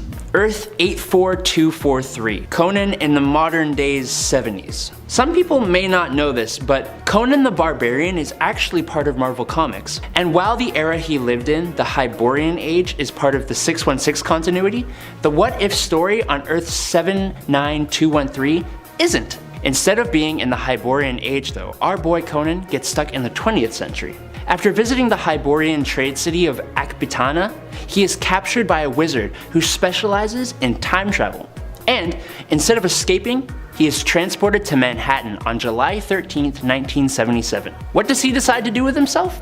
Well, after scaring off some punks and throwing an old lady in a trash can, he has a romantic encounter with a modern age lady, Danette, who shows him the Guggenheim Museum, which reminds him of an ancient citadel, and they go to investigate. Here, he fights off some muggers and then gets struck by magical lightning that transports him back through time to his Hyborian age. But at least he got to keep Danette's cap as a reminder of their romance. Number 5. Earth 15513, 1872. Technically, Earth 15513 is Battleworld, which is actually part of the modern Secret Wars story. The pocket dimension of the Valley of Doom is made of another Earth's version of the Wild West, mainly the town of Timely. Timely is run by its mayor, Wilson Fisk, and his enforcers, who ultimately answer to Governor Roxxon. Stephen Rogers is the sheriff in this here town, and he's a bitter but just man after the death of his deputy, Bucky Barnes. Anthony Stark is the town drunk, regretful of how his weapons were used in the Civil War. Natasha Romanoff is the widow of Bucky, with Bruce Banner being the doctor of the town. The new hero, Red Wolf, tries blowing up the Roxxon Dam, which almost results in his lynching, if it weren't for Sheriff Stephen Rogers, who saves him. Conflict blossoms when the agents of Roxxon, Bullseye, Grizzly, Elektra, and Dr. Octopus arrive in town and start running amok. Another story you have to read. I promise the steampunk-looking Iron Man will not disappoint you. Number 4, Earth 717, Captain America in the Civil War. The What If stories are so cool. In What If Captain America, Stephen Rogers actually fought in the American Civil War instead of World War II as General America, given powers from an ancient Native American eagle that also turned an evil racist Bucky Barnes into the White Skull, who became the leader of a white supremacist group. Because of General America's involvement in the Civil War, the Union won the war a year earlier than it normally would have. Abraham Lincoln survived his second term in office. He helped rebuild the South, suppressed the rise of a certain group of hooded racists, and prevented the Indian Wars from ever happening. He would go on to fight the White Skull and his new, deadlier hate group, eventually being succeeded by a line of Captain Americas who were his descendants. Well, hey there, time traveler. You're from the time period where YouTube still lets you like and subscribe, right? Well, if you're enjoying this video right here, why don't you just go and hit that thumbs up? It sure helps us out a lot. Alrighty, let's get on to the top 3.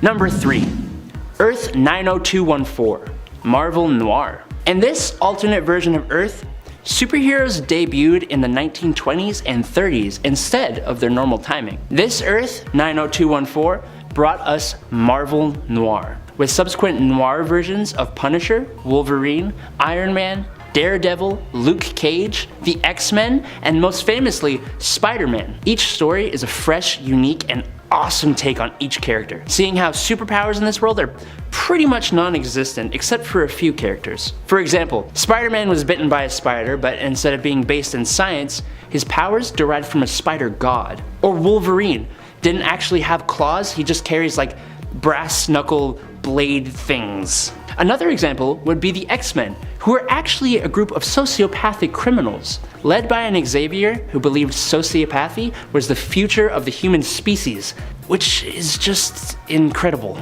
Number 2, Earth 811, Days of Future Past. Earth 811 is a future timeline where Sentinels rule over North America. After their creation, almost all mutants have been hunted and exterminated. The mutants that were not killed are kept in concentration camps. Even the heroes who aren't mutants have been exterminated. The Avengers, the Fantastic Four, Spider-Man, Daredevil, they're all gone.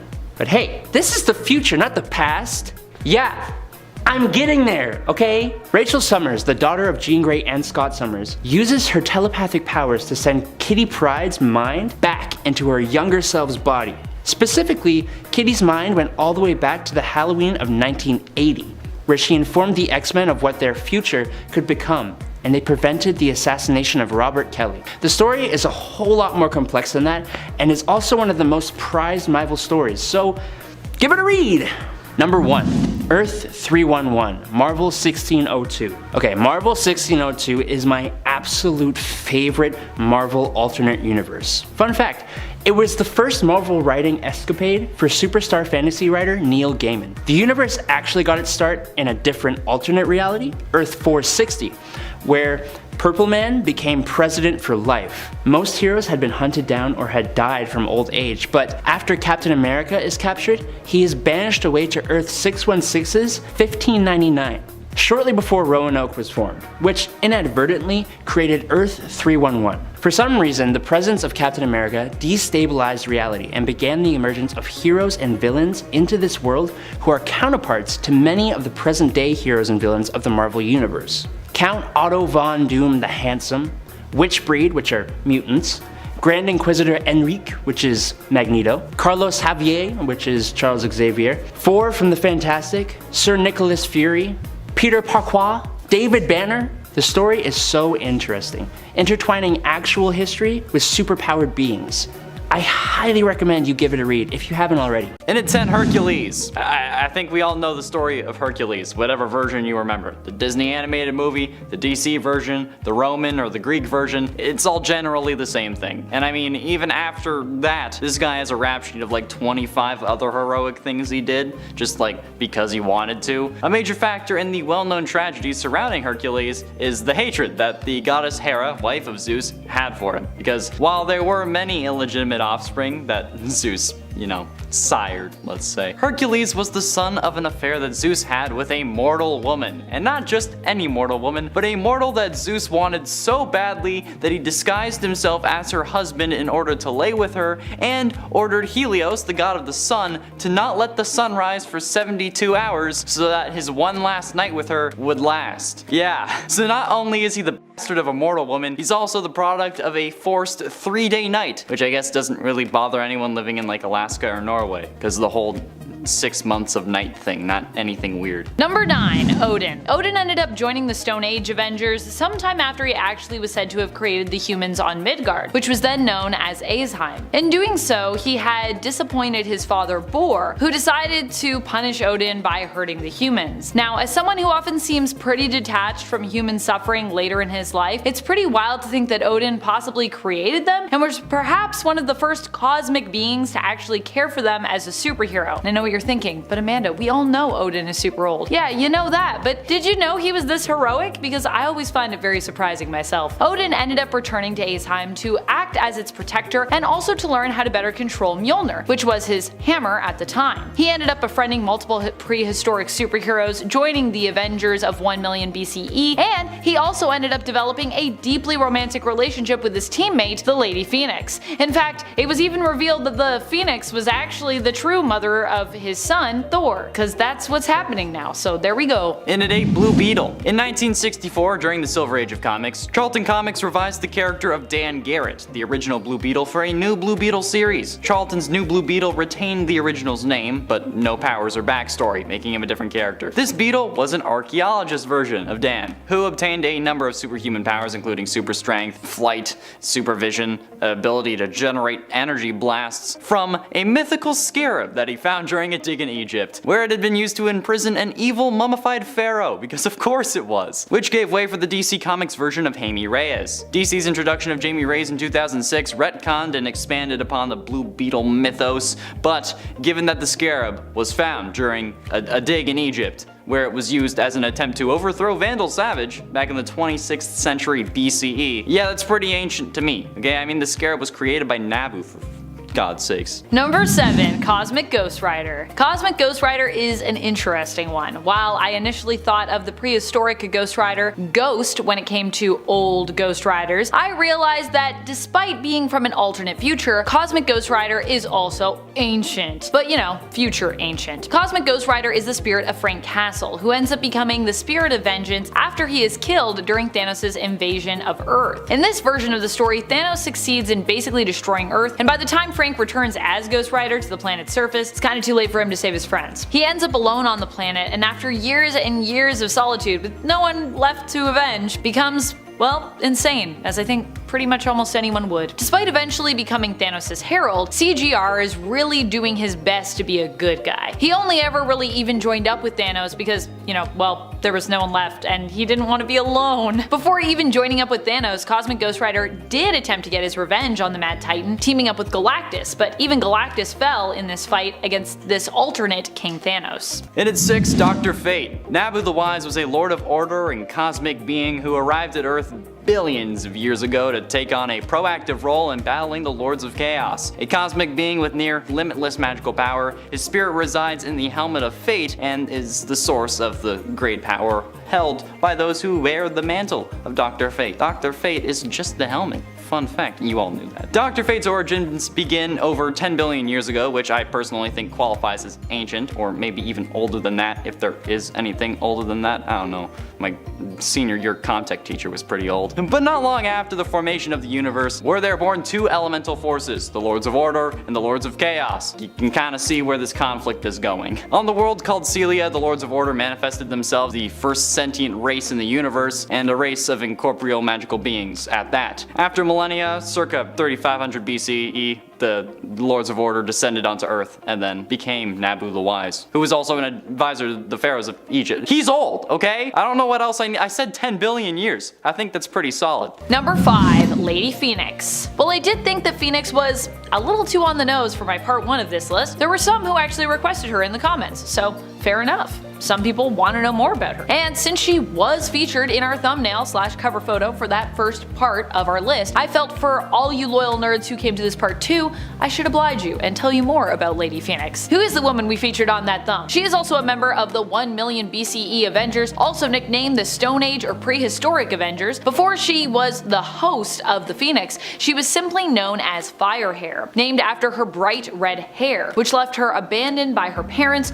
only shortly after she was born into the world. Anyone who their tribe deemed basically different in some way was sacrificed in this manner. This was also to be the fate of Firehair, but she was rescued by wolves, so she ended up being okay. She grew up among her pack, but eventually joined up with the Tribe Without Fear, a group of prehistoric mutants. Her own mutant powers would manifest, and she would eventually lose her tribe and become bonded to the Phoenix Force. Ultimately resisting its dark temptations, she would go on to become one of the founding members of the Stone Age Avengers alongside Odin. While it was suggested that Lady Phoenix was actually the true mother of Thor, we learned in Avengers 1 million BC issue number 1 from 2022 that her relationship ended with Odin before Thor was born, with Gaia being Thor's natural mother as we knew before, Freya being Thor's adoptive mother, and Lady Phoenix being dubbed kinda like his bonus mother after she helped Gaia give birth to Thor and saved him from a premature death. And then Gaia was like, you can be mother to Thor too. So we got that all figured out. Sorry what I said on part 1 is not exactly true. Not his mother, well she is his mother, but she's not his only mother. He's got a lot of mothers. And at 4, Mr. Majestic. I put this here because I like the word majestic, but also this is kind of weird. Mr. Majestic is a Wildstorm comic superhero created by H.K. Prager and Jim Lee. He made his first appearance in Wildcats number 11 as a backup story, but he's known for being the strongest superhero in the Wildstorm universe, and he shares quite a few similarities with Superman. But given that Wildstorm is owned by DC, there shouldn't really be any conflict there. Mr. Majestic is originally from the planet Kara and was known as Magistros, but yeah, this isn't like Superman at all. I don't know what you're talking about. Why you saying that. He has 2 kids, Kinesha and Magistrate, but there was also an infertility crisis in his homeworld, which resulted in only 1 child per woman. Yeah, so how did this happen? Well, Magistros and Coda warrior Lady Xana, who's also later known as other things, it doesn't matter. They were chosen not to breed, but since Coda warriors became priestesses after giving birth, Xana's mother pretended that Kinesha was stillborn and then claimed to have given birth to her herself. Yeah, so basically Kinesha passed off her daughter as her sister, which is a whole... They're old. It's old. It's an old thing. Number 3, Witchblade. While most people think of Sarah Pizzini when they think of the Witchblade, Sarah was not the only one to wield the blade, and was, in fact, by far the first. One of the oldest Witchblade wielders was actually Samantha. Samantha hails from ancient Roman times, though she herself is not Roman, but instead was a native of an old Celtic town that they overtook named Cecilia. At least I think its name was Cecilia. There's also a character in the story with her that's named Cecilia, so that's a little confusing, but I'm pretty sure I'm right about that. Samantha was enslaved, but would eventually escape and end up running into druids out in the countryside, who believed she was the one who would be destined to save the other Celts from the Romans. She was given the Witchblade and would set out on a mission to destroy all Romans. While a hero ultimately, I would say at least of her own story, Samantha's tale and alignment is pretty complex, which is often what makes Witchblade hosts like her so interesting. But ultimately, in number 2, Doctor Strange Fate. Doctor Strange Fate is the amalgam of Doctor Strange, Charles Xavier, and Dr. Fate. Yeah, they're present in the amalgam universe of Earth 9602, and given that both the Sorcerer Supreme and Dr. Fate are present, I think that this qualifies as ancient. Dr. Fate alone just makes that happen. Strange Fate learned that 2 keys controlled by Access would restore the DC Comics and Marvel Comics universes to their own worlds, which would result in the destruction of the amalgam universe and therefore him. So, to keep his universe intact, Dr. Strange Fate recruits Jade Nova, Skulk, and White Witch to capture Access and bring him to Strange Fate so that the amalgam universe can remain active. But it turns out that he was actually a part of a problem, or a part of the problem. That's a story for another day. But Doctor Strange, yes, the real one, preserved the amalgam universe in a pocket dimension, essentially making it its own multiverse in a sense. But I also bring this up because I like the amalgam universe, okay? It's cool. Iron Lantern, Lobo the Duck, hell yeah. Number 1, Man-Thing Sorcerer Supreme. Perhaps even more surprising is a reality where the Man-Things rule the planet. Their version of the 1 million BCE Avengers team is filled exclusively with Man-Things as a result. One of these Man-Things is known as the Sorcerer Supreme on this planet in the reality we know as Earth 91. Unfortunately, we do not get to know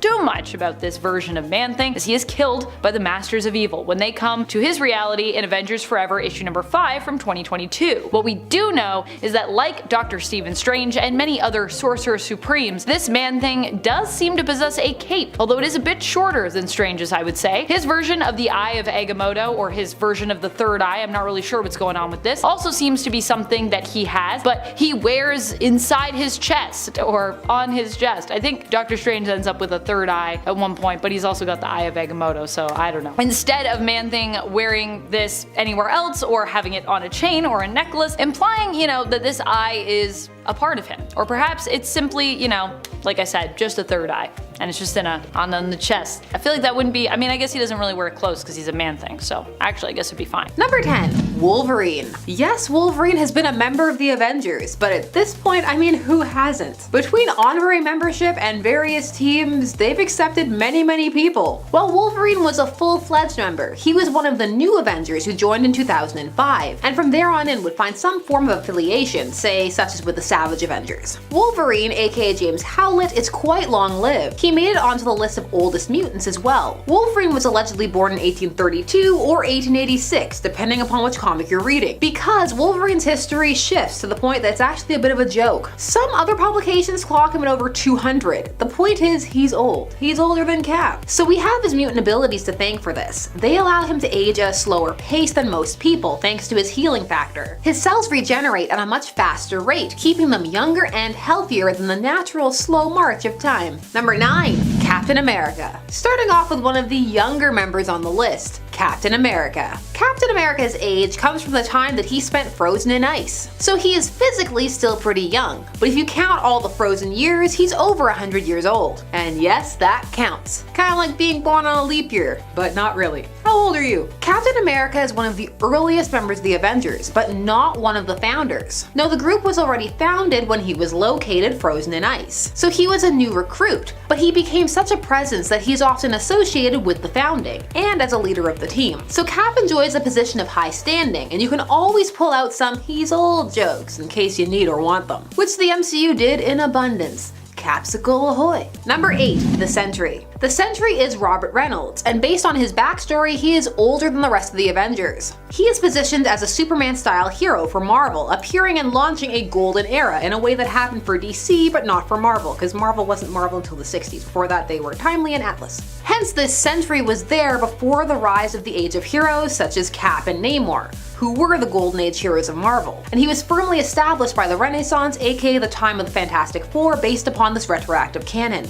The Sentry seemingly doesn't age because of the serum that was the catalyst for him receiving his powers, which also triggered a photosynthetic response that causes him to not only absorb solar energy, but move his molecules a tenth of a second ahead in time, which causes him to be immensely powerful for reasons. The Sentry, once he was established in canon, earns a place as one of the oldest Avengers. He joined the team in the New Avengers in 2005. Number 7. Namor. Why yes, the Submariner Imperious Rex has been on the Avengers. He joined in the 1980s in issue 262. Good old Namor Mackenzie. Once you know that's his name, you can't stop saying it. Namor also made our oldest mutants list because for a time he was called the First Mutant, a title he has since lost as he is not really a mutant at all but instead a hybrid. Namor was born around 1916 as a way to account for him being a Golden Age hero but still around the Silver Age and Modern Age. He ages slowly. As mentioned, he was one of the Golden Age heroes for Marvel, and he made that transference over in the Renaissance when he was reintroduced in the Fantastic Four. But of course, the old continuity was still canon as well, so he is over 100 years old. And he's not on like the reputable Avengers team all the time, he gets to be on the Illuminati too, and cause the Skrull invasion. Number 6. Conan the Barbarian. Conan is a recent addition to the Savage Avengers in 2019, and has been there since the first issue. 10,000 BC, that is the era when Conan is supposed to be taking place during a fictional era, but the Avengers is a fictional team, so hey, it counts. Conan was transported forward in time by a spell to be on this team of Avengers, and some would say that doesn't count, but here on Top 10 Nerd, that makes him ancient. This isn't the only time Conan has been brought forward in the Marvel canon either. It usually happens in what-if stories. There's a story where he becomes a pimp, kinda. So you can have those fun culture shock moments. I mean, if him being a pimp is fun. Venom is also on this team of Avengers too. He's old, well the symbiote is. Number 5. Star Fox. Star Fox is a member of the Eternals, a race who is an offshoot of the evolutionary process that would create life on Earth. The Eternals are an extremely long-lived race who are viewed essentially as immortal. Star Fox is the brother of Thanos, and he was recruited to the Avengers in the 1980s. His first appearance as a member was in issue 243, but he was a member in training since issue 232. Eros, aka Star Fox, would be on the team without much fanfare until he was accused of sexual assault. Now we've talked about this many times in this channel, and some of you are like, why do you keep bringing it up? Well, it's cause unless you were really tracking Star Fox, like you're a big Star Fox fan, that is the most significant thing to happen to him in many people's minds. And for some, that arc, he's never really recovered from it. Number 4. Gilgamesh, the Forgotten One. Let's continue on down this path of Eternals. He got to be on the Avengers at a time when the roster was nearly empty. He joined in Avengers issue number 300 in 1989. It was at this point that he properly took on the name Gilgamesh and updated his costume. He then also took the mantle of Monster Hunter. He would assist them firstly until it appeared to his death in 391, and then he would officially leave when his essence was bound to Olympus. Some people afraid he was on the team, which works because of his name, the Forgotten One. Number 3. Cersei. Cersei joined the Avengers in issue 314 in 1990. Captain America had already met Cersei a couple of times, once through time travel and then because she would become friends with some of the Avengers, as Cersei grew quite attached to her time as a human during the time when the Eternals had lost their memory. He would ask her for her help and she would eagerly agree because she had a crush on Cap and was often seen flirting with him. It was after she had helped out the Avengers that she would be asked to join. This was again during their quest for members, as she was an ideal choice as she had already worked with them. She would prove to be a great asset to the team, but Cap would consistently find himself embarrassed by her flirting with him. However, over time she would become more and more aggressive. Cersei, like Gilgamesh and Star Fox, is an Eternal. So, long-lived. It's part of the pedigree. She is said to have been born during the Ice Age. Number 2.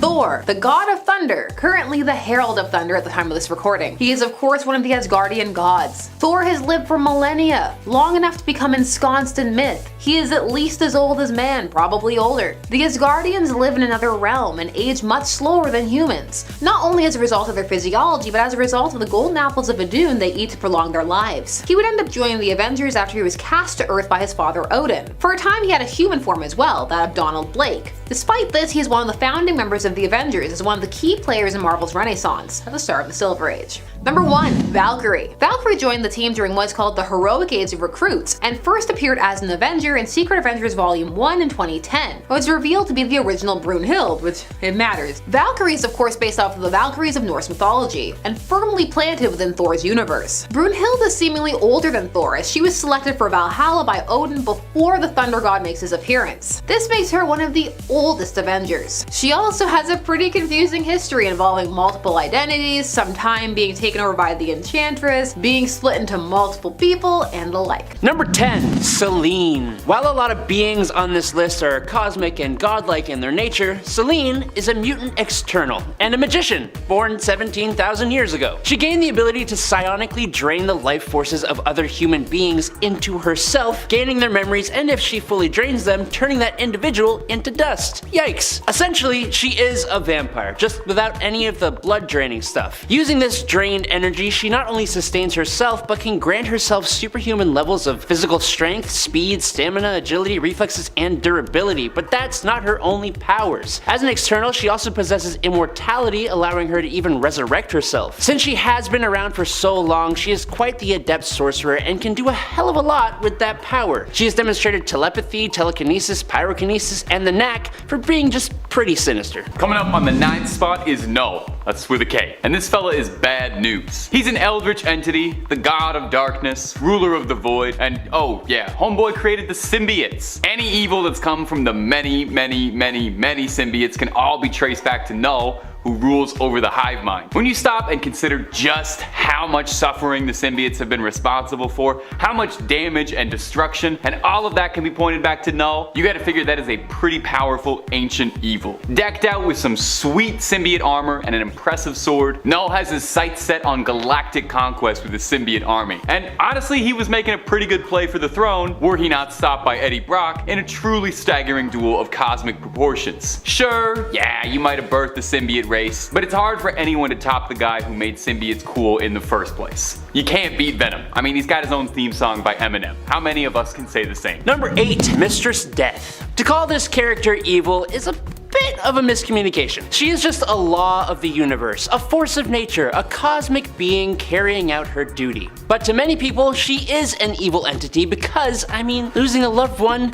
is one of the most emotionally painful things we can go through. No matter if you see her as evil or just doing her job, she has been around since the creation of the universe, so there is no doubt that she is ancient. So I'm keeping her here at the top of the list because she isn't entirely evil and has comforted and even saved a few people on a few occasions, but still brings the end of the line. She keeps balance in the universe, taking away life while other cosmic entities give it. Also, she's a big part of the reason Thanos has done all the horrible things he's done in Marvel Comics, so there's that as well to make her seem a bit more evil. Number 7. Shuma Gorath. Now maybe you remember Shuma Gorath from a star-studded appearance in Doctor Strange in the Multiverse of Madness. Except psych! Due to a licensing issue, that was actually Gargantos. But it was supposed to be Shuma Gorath, so you were right to think that. Marvel's resident Lovecraftian god, who's lived for millions of years beyond the stars. Even older than the Marvel Universe itself. Quite literally, if you want to get a bit metatextual with it, since Shuma Gorath began life as a villain for the Conan mythos, tying itself into the greater Cthulhu mythos with H.P. Lovecraft, who was a pretty good friend of Robert E. Howard back in the day. It's a pretty interesting backstory and makes sense since Shuma Gorath is an all-powerful multi-dimensional entity. It only makes sense that it exists across the multiverse in ours as well. Shuma Gorath is about as powerful as a Lovecraftian god can get, boasting all the usual feats: incredible strength, difficult to put down, all kinds of psychokinetic abilities that leads him into all sorts of clashes with everybody's favorite sorcerer, Doctor Strange. Number 6, the Black Winter. You know, Galactus almost made this list, but why choose him when you can choose a bigger version of him? Where Galactus consumes individual planets, the Black Winter devours entire realities. The Black Winter, the Star Plague, the Blight Storm, the Rot Blizzard, or the Fimbulwinter, for the Norse mythology people out there, was the one who brought the end of the 6th iteration of the universe, leaving only Galen of the planet Ta, and that's the guy who becomes Galactus. When the Black Winter arrives in the Marvel Universe in the latest run of Thor, Galactus turns an All-Father Thor, who possesses the Thor Force, into his Herald of Thunder, and it's awesome, granting him the power cosmic, and an attack from this Thor only stops the Black Winter for a total of 14 seconds. That's how powerful this multiversal entity is. Luckily though, at this time, the Black Winter isn't here to destroy the universe, he is just here for his herald, Galactus. Luckily, Thor turns Galactus into a massive power cosmic explosion that destroys the Black Winter. It's all just super awesome. Definitely check it out. Number 5, Dormammu. Dormammu, I've come to bargain. Dormammu, I've come to bargain. Dormammu, yeah, you get it. You saw the movie, you know what I'm doing. Doctor Strange's greatest nemesis is also one of the most powerful ancient evils in the Marvel Universe across the multiverse. Ruler of the Dark Dimension, Dormammu is an interdimensional entity capable of existing for eons, capable of all sorts of impressive magical feats like conjuration, being able to summon creatures under his dominion, even bending the law of physics to his will. Dormammu is already crazy strong, but it's only amplified more if he's in the Dark Dimension, his home turf. Now he doesn't just get a home field advantage by being there because the sun's not in his eyes. He's able to siphon energy directly from the Dark Dimension to fuel himself, as well as draining his followers for their energy. Dormammu is the perfect foil for a hero like Doctor Strange, an incredibly powerful, omnipotent being who can't be defeated outright with traditional brawls or fisticuffs, and needs to be outsmarted and outmaneuvered. Luckily, the Sorcerer Supreme usually has a handle on it. Usually. Number 4, the Chaos King. The entity known as Amatsu Mikubashi originally was portrayed as the Japanese god of evil, but in actuality, he was an offshoot of Oblivion, the cosmic entity embodying the void that existed before the universe began. Because of course he was. An incarnation of the primordial darkness and chaos that existed before the universe, the Chaos King exists as a dark counterpart to the cosmic being Eternity. That by itself makes Amatsu an incredibly powerful being on a cosmic level. In a mission to bring everything to chaos, he started waging war on all the gods of every pantheon in the universe, and he actually did defeat and take control of almost all of them. It took a combined effort of heroes plus Hercules, who was amped up to incredibly insane godlike levels, to take him down in the Chaos War storyline. Absolutely check it out if you haven't already, it's fantastic. Number 3, Mephisto. If you're not a big comics fan, maybe you recognize the name Mephisto from countless Reddit threads and headlines saying he'd be appearing in the next episode of WandaVision somewhere. Remember how convinced we all were? Simpler days. So just who is Mephisto actually? Well, basically for all intents and purposes, he's the Marvel Comics version of Satan. Where things get incredibly confusing is that he's not actually Satan, because that's a separate character in the Marvel Universe, but he's his own evil, powerful entity, and boy is he that. Mephisto is a long-standing evil, responsible for a lot of some of the biggest suffering in the Marvel Universe. He captured Doctor Doom's mother's soul, he bonded Johnny Blaze to the Ghost Rider, and those are just some of his lesser feats. Mephisto is capable of full-scale reality alteration, like when he infamously changed the entire Marvel timeline to erase Peter and Mary Jane's marriage in exchange for healing Aunt May. Also, he could nip a timeline in the bud where he was defeated by Spider-Man's daughter. You gotta respect that level of pettiness. He hasn't shown up in the MCU yet, but I wouldn't be surprised at all if he's coming soon. Just give it some time. One more day, maybe. And in at number 2 is Sidorak. Sidorak, also known as the Destroyer, Lord of Oblivion, and Master of the Raging Storm, is an immensely powerful extra-dimensional being hailing from the Crimson Cosmos. He was worshipped as a god and a demon by the primitive humans of Earth until he was banished back to the Crimson Cosmos. As the Destroyer, Sidorak's main goal is to just cause destruction and raise destructive power. To do this from the Crimson Cosmos, and also to win a wager with 8 other deities like himself, he created the Crimson Gem of Sidorak, which allows him to select a person to be his avatar, enhancing them to become the indestructible and immortal Juggernaut. like Kane Marco and the other avatars. Now, if you pay close attention to the magic wielders in the Marvel Universe, particularly Doctor Strange, you will hear them invoking Siddarak's name to cast some of their strongest spells. For example, the Crimson Bands of Siddarak. He doesn't really show up a lot in the pages of Marvel Comics, but when he does, it's always as this super imposing, terrible force. And finally, coming in at the #1 spot, well, it only made sense to have this below everyone else, the one below all. Yeah. Kinda hard to top that. The one below all is the dark side of the one above all, the highest form of creation in the Marvel Multiverse. If the one above all is the embodiment of all the compassion and love that exists out there, well then the one below is the opposite of that and the beautiful embodiment of all the hatred and rage that's inside us all. It's a bit of an eldritch creature, existing in the lowest points of reality, you know, below all, quite literally, it's in the name. It's responsible for all the gamma radiation in the world, as this is how it manifests itself throughout the multiverse. All of Hulk's rage and anger stems from drops of hatred of the one below all, just a tiny fraction of what it could be capable of. The one below all has existed before the multiverse, the universe itself even, and is thought to ultimately be the harbinger of all evil that's ever manifested in the Marvel Universe. Considering how much darkness, how much hate, how much evil exists out there, that's gotta count for something. Mephisto was unable to thwart the one below all, saying it was more powerful than he was. Bruce Banner theorized that no, God of the Symbiotes was just another avatar of the one below all, meaning when it comes to ultimate evil, it's kinda hard to top something below it all. And for this list, starting off at number 10 is Magneto. Starting off this list with the absolute GOAT. Magneto has been around for a long time, and a majority of that time, he was a villain, or at best, an anti-hero. As the #1 rival of Professor Charles Xavier, Magneto's view of the world is pretty interesting given that he was the child of a Jewish family during World War II, and yet, after years of persecution for being a mutant, he believed his race to be superior to regular humans nonetheless, and that humans should be subservient or destroyed. Under this mentality, he led the Brotherhood of Evil Mutants as well as other groups against the X-Men and the Earth's heroes. Now everybody knows that Magneto is not someone you mess with. He has enough power and enough experience to stomp almost anyone. For example, while he has become more of just a hero nowadays, there's a point where he gets his heart ripped out by a villain called Uranos. But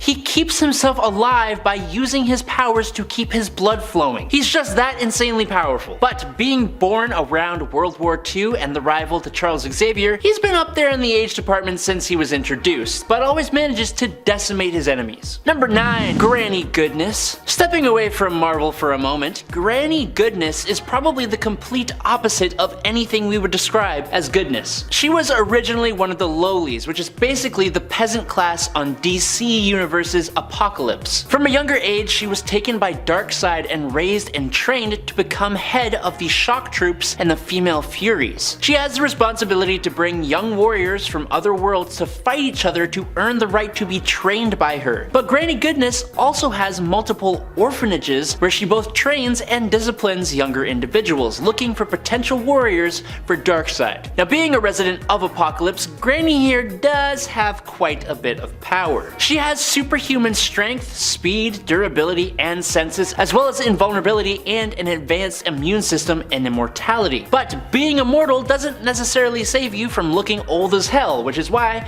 we get Granny Goodness. Number 8, Cassandra Nova. Sticking with X-related heroes, we have the evil twin, or counterpart, or anti-self to Charles Xavier. Cassandra Nova isn't really a mutant, but she isn't really a person either. She is actually what is known as a Mumadrai, the spirit that is equal to the opposite of a person. Wrap your head around that one. This is about to get wild, so buckle up. Because of the genetic mutant potential of Charles Xavier, his Mumadrai was able to create a physical form for itself when Sharon Xavier was pregnant with Charles, making Cassandra basically Xavier's twin. Now Charles, even as a baby, sensed Cassandra as an evil presence, and he used his psychic abilities to try and take her out in the womb. Cassandra survived though, and so she spent decades as this terrifying mass of cells in a sewer, building herself a new body and planning her revenge on her brother. Cassandra has all the same telepathic powers as Charles himself, plus some telekinetic abilities as well. But being a Mumadrai, she has the terrifying ability to manipulate DNA, breaking it down, copying it, and being able to construct physical bodies. She can even phase through solid objects, regenerate insanely fast, and enhance and evolve other mutant abilities. Number 7. Old Loki from the MCU. Alright, I'm going to step away from the pages of comic books altogether here. During the MCU's Loki show, Loki gets sent to the Void, where the whole place is basically filled with other alternate versions of himself. But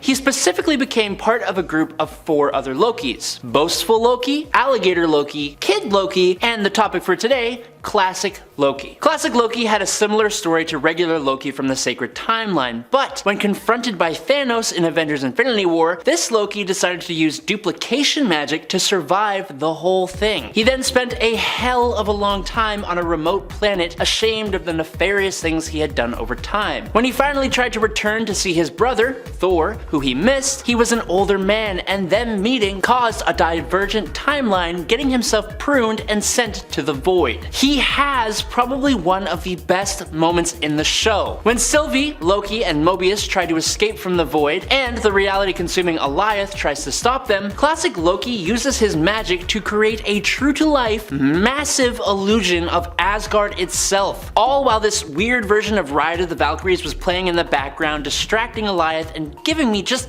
straight-up goosebumps. Like, I am actually getting them right now just thinking about it. Like, it was such a cool moment. Satisfying. Number 6. Horticulture. You know, sometimes a group of villains comes along that just kinda makes me smile. And Horticulture, who first appeared in X-Men Volume 5, Number 3 in December 2019, are one such group. Horticulture is described on their wiki as a group of agrochemists, biotechnologists, and eugenic engineers who specialize in the genetic manipulation and propagation of all things botanical. So, to me and my tiny brain, I take that information and translate it to, it's a bunch of old plant scientist ladies.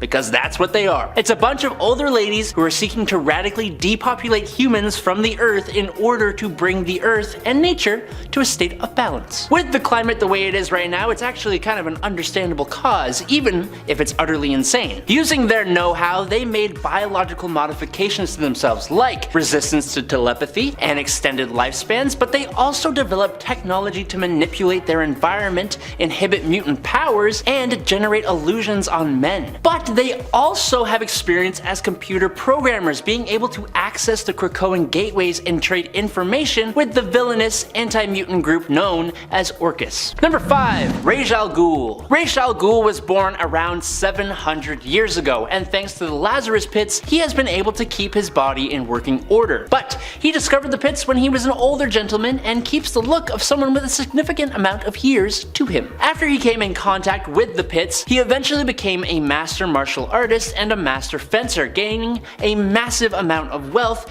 and he started creating organizations to rid the world of crime, with his first being called the Demon, which the later League of Assassins is a branch of. Rage's purpose within the League of Assassins is to eliminate all evil in the world by destroying all of humanity and just starting all over. Obviously, that mentality means he routinely has run-ins with the superhero community, especially Batman, who he helped train. Rage has had many plans over the years that tried to destroy the world, and he has also beaten the entire JLA when he discovered Batman's notes. Now, with his years of experience and his vast amount of accumulated resources, this older fellow is a massive threat to both the heroes and the world. Number 4. The Joker. During the absolutely fantastic 3 Jokers storyline, we learn there have actually been 3 Jokers plaguing Gotham over the years, and among the 3 of them is the Golden Age Joker, and he is clearly much older than the other 2. Now, to be completely transparent here, whether this story is canon or not is an area of debate, so it's up to you if this one counts. But the Golden Age Joker, known as the Criminal, is the only one of the 3 Jokers to be a predominantly serious crime lord, and he even says that laughing and smiling is physically painful for him. Another thing that makes this entry a little arguable is that of these 3 Jokers, we don't know which one, if any of them,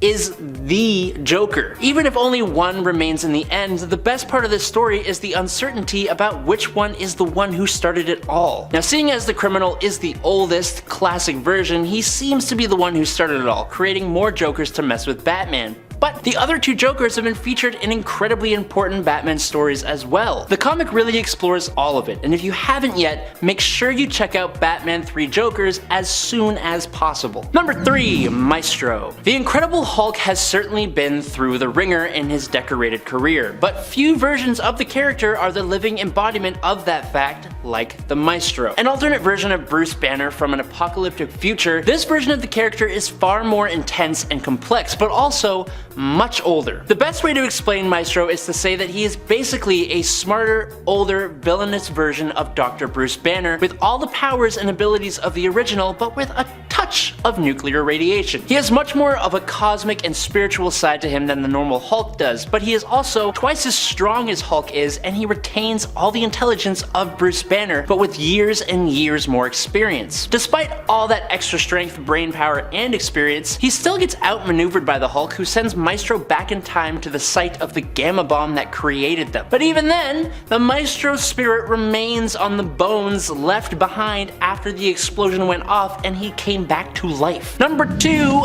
Agatha Harkness. Like a few of these villains, when we first met Agatha Harkness in Fantastic Four number 94 from October of 1969, she was already elderly. She started out as the nanny for the newly born Franklin Richards, and using her magical powers, she even saved the Fantastic Four from the Frightful Four and a handful of other villains, and also helped Franklin when his powers first started to emerge. But she went on to have an interesting relationship with the Scarlet Witch, Wanda Maximoff, but also her mother, Natalia Maximoff. That's because this sweet nanny Agatha is actually an incredibly ancient sorcerer who was around to remember the sinking of Atlantis nearly 18,000 years ago. And she was probably the most powerful of the original witches during the Salem witch trials, an event that she actually supported as she thought it would cull the weak magic users who held them back. Agatha, like a lot of older villains, is pretty damn complex. She has helped out heroes on multiple occasions, but she's also done some pretty sinister stuff. But there's no doubt that she is much stronger than both heroes and villains first assume. Number 1. Baron von Strucker. Baron Wolfgang von Strucker was born in the 19th century, so he ain't a young fella by any means. He fought with the Axis powers during World War II alongside and under the Red Skull. He was a top villain at the time, not just for Captain America, but more prominently as an adversary for Nick Fury and the Howling Commandos. And that carried through after the war ended, as Strucker was instrumental in the rise of Hydra and then became the Supreme Hydra. He was even responsible for the corruption of S.H.I.E.L.D., using Hydra to completely take over large parts of S.H.I.E.L.D. itself. When Captain America returned, and then the Red Skull did as well, Strucker began to lose his leadership role within Hydra, and so he faked his own passing, choosing to instead manipulate events from the shadows. Eventually though, Strucker got the Death Spore virus, which is why he is on this list. He's old, and many people don't know he has this particular enhancement. While he is an excellent strategist, a highly intelligent, exceptional hand-to-hand combatant, swordsman, and marksman who uses Hydra tech to live longer and be in top physical condition, the Death Spore virus bonded Strucker's DNA with the Death Spore itself, enabling him to be revived after passing away. He hasn't aged since getting the virus, he heals at an incredible rate, is invulnerable to minor injuries, resistant to toxins and disease, and he can even release the Death Spore virus from his body at will, taking his victims' lives nearly instantly if he chooses to. Number 10. Surtur. Surtur is not someone we think of too often or even touch on, but he's a pretty big deal in the comics, and in the Marvel Cinematic Universe. I mean, in the MCU, he successfully managed to destroy Asgard, fulfilling his prophesized role in Ragnarok. And what's more, Thor knew that this was what needed to be done in order to stop his sister Hela, so despite facing off against Surtur initially, he ended up having to be the one to free him so that the prophecy could actually be realized, sacrificing the place of Asgard in order to save the people of Asgard. In the comics, Surtur is an ancient foe, having been the sworn enemy of Odin for, well, pretty much forever. He hails from Muspelheim, and even for years successfully stopped Odin from achieving an alliance between the people of Odin's own Asgardian tribe, the Aesir, and the other Asgardian tribe known as the Vanir. Number 9. Vandal Savage. Vandal Savage is definitely one of the most ancient villains out there. It's actually kinda like his whole thing. Savage originally existed all the way back in the prehistoric ages, having initially been a caveman. He got his powers from a radioactive meteorite which granted him immortality and enhanced intelligence. Even way back then, he was fighting heroes like Batman, if you can believe it. This was after Batman was sent on some time adventures after facing off against Darkseid. While he was suspected as being dead, in reality Darkseid's Omega Sanction had simply banished Batman to wander through time, which actually kinda sounds nice to me, except that part of this punishment was that his lives that he would experience were all supposed to be, well, pretty awful. Still though, when facing off against Vandal Savage, even with Vandal's somewhat newfound powers, Batman won. I mean, you can be ancient and immortal, but that doesn't mean that you're immune from being beaten by Batman, right? Batman's got that plot armor, baby.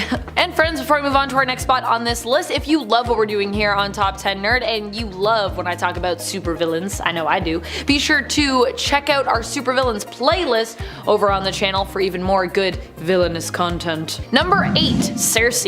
Circe is amazing. Definitely one of my favorite ancient villains around, possibly one of my favorite DC villains of all time around. Being that she is also the Circe from ancient Greek myth, I think you can understand just how old she is. Circe is known for being a powerful witch, and in the Prime Earth continuity was also revealed to be one of Hecate's witch marked. Her insane magical ability is how she has been able to survive for so long, without also appearing to have aged much at all. However, I will also add that in the New Earth continuity, this is also thanks to the fact that Circe is actually descended from Titans, which not only makes her immortal and ageless, but also pretty durable as well. Circe is known for being a powerful Wonder Woman foe, but despite the fact that Wonder Woman is really well known among comic fans, I feel like her villains get less time in the spotlight for, I don't know, for some reason, despite the fact that Wonder Woman actually has a pretty stacked rogues gallery all her own. And like Circe, many of them also seem to have a rich and interesting history. Seriously, I feel like Circe could just like have her own comic series. That's how much she has and has had going on throughout her life and throughout the comics. Number 7, Morgan Le Fay. Speaking of powerful witches, Morgan Le Fay is a villain we really don't get to showcase or focus on a lot on this channel, so I am taking this opportunity to remind you of just how ancient and how bad she is. Morgan Le Fay is a villain who hails originally from Arthurian legend and was adopted as a character in Marvel Comics all the way back in 1955, making her first appearance in Black Knight issue number 1. But of course, she's actually much older than 1955 in terms of her canon character history. Morgan Le Fay existed just after the ancient and mythical times of the island of Atlantis. In this version of the story, not all of the island was lost, and actually some islands that were part of Atlantis still existed, chiefly Avalon, which is where Morgan was born. Unfortunately, the remaining isles of Atlantis would eventually also be drowned and swallowed up by the sea, causing Morgan, her mother, and the man who would become known as Merlin to flee to Britain. This all happened before the 6th century, with Morgan eventually temporarily becoming Merlin's apprentice. As a villain, Morgan has not only tormented the people of her own time period, but she has also traveled to the present day and threatened the people and heroes of that time as well. Number 6, Barbatos. Barbatos is the Bat God who basically helped Batman to become what he is today, but as part of his own dark machinations. At least, you know, Barbatos claims to be that. According to Barbatos, he was the bat that appeared before Bruce the night that he decided to become Batman, inspiring the young Bruce Wayne to go on to don the cape and cowl, and becoming a major symbol for Batman. Barbatos was once the loyal ally of the World Forger. He was a dragon who would destroy worlds that were unstable, often built on fear, known as belonging to the Forge of Worlds. Barbatos, however, grew to enjoy destroying worlds so much that he actually decided to rebel against the World Forger so he could destroy more worlds, ultimately destroying his master, which allowed him to corrupt his Forge of Worlds, with it warping and ultimately becoming known by a name you might be more familiar with, the Dark Multiverse. Just as the World Forger is one of the oldest beings in the cosmos over at DC, so is his pet dragon gone rogue, Barbatos. Barbatos would go on to recruit others to his new purpose to destroy the main multiverse. Number 5, Morlun and the Inheritors. Morlun and the Inheritors sounds like the name of a band of vampires. not a thing. A coven of vampires, really, I guess I should say. And no, I don't believe they play musical instruments and or perform in any kind of musical acts, sadly. Morlun and the Inheritors are a threat that we meet as we go into the Spider-Verse. They were the main antagonists of the Spider-Verse event in the comics, which promised to feature all the alternate Spider-Men, women, and folks that had ever featured. And they were also the main antagonists of the follow-up event, Spider-Geddon. The Inheritors are basically energy vampires that feed specifically on what is known as totemic life energy. What is that? What is a totem? It is usually a superpowered or somewhat unique individual who represents some kind of powerful animal instinct or arachnid avatar, like spiders! Morlun specifically is well known for being a main villain of Spider-Man's, and while he's not as prominently featured as, some of other Spidey's villains, he is still particularly powerful. We don't really know, I don't think, how old the Inheritors or Morlun are, at least not in their first life, but we do know they're pretty old, having participated in fights in the multiverse seemingly a long time ago. Also, they'd like to dress up super Victorian, so they gotta at least be from that era or beyond, although they're not necessarily Earth-based villains, they're multiversal villains. Number 4, Sin. Sin might be one that people are a little bit more familiar with in another form, but also there might be a lot of you out there who aren't, as this villain hails from the Spawn comics. If you are up to date with your Spawn reading, then you know who I'm talking about here, but for those of you who aren't up to date or who maybe have never read Spawn, this villain was actually formerly known as a longtime ally of Al Simmons' Spawn, his mentor in a way, Cogliostro. While initially just seeming like a well-meaning fellow Hellspawn, seeking to teach Al the ropes and also help to guide him away from being fully used as a pawn of hell, Cogliostro is actually later revealed to be more ancient than we might have otherwise thought, in fact also being known by another name even before he was known as Cog.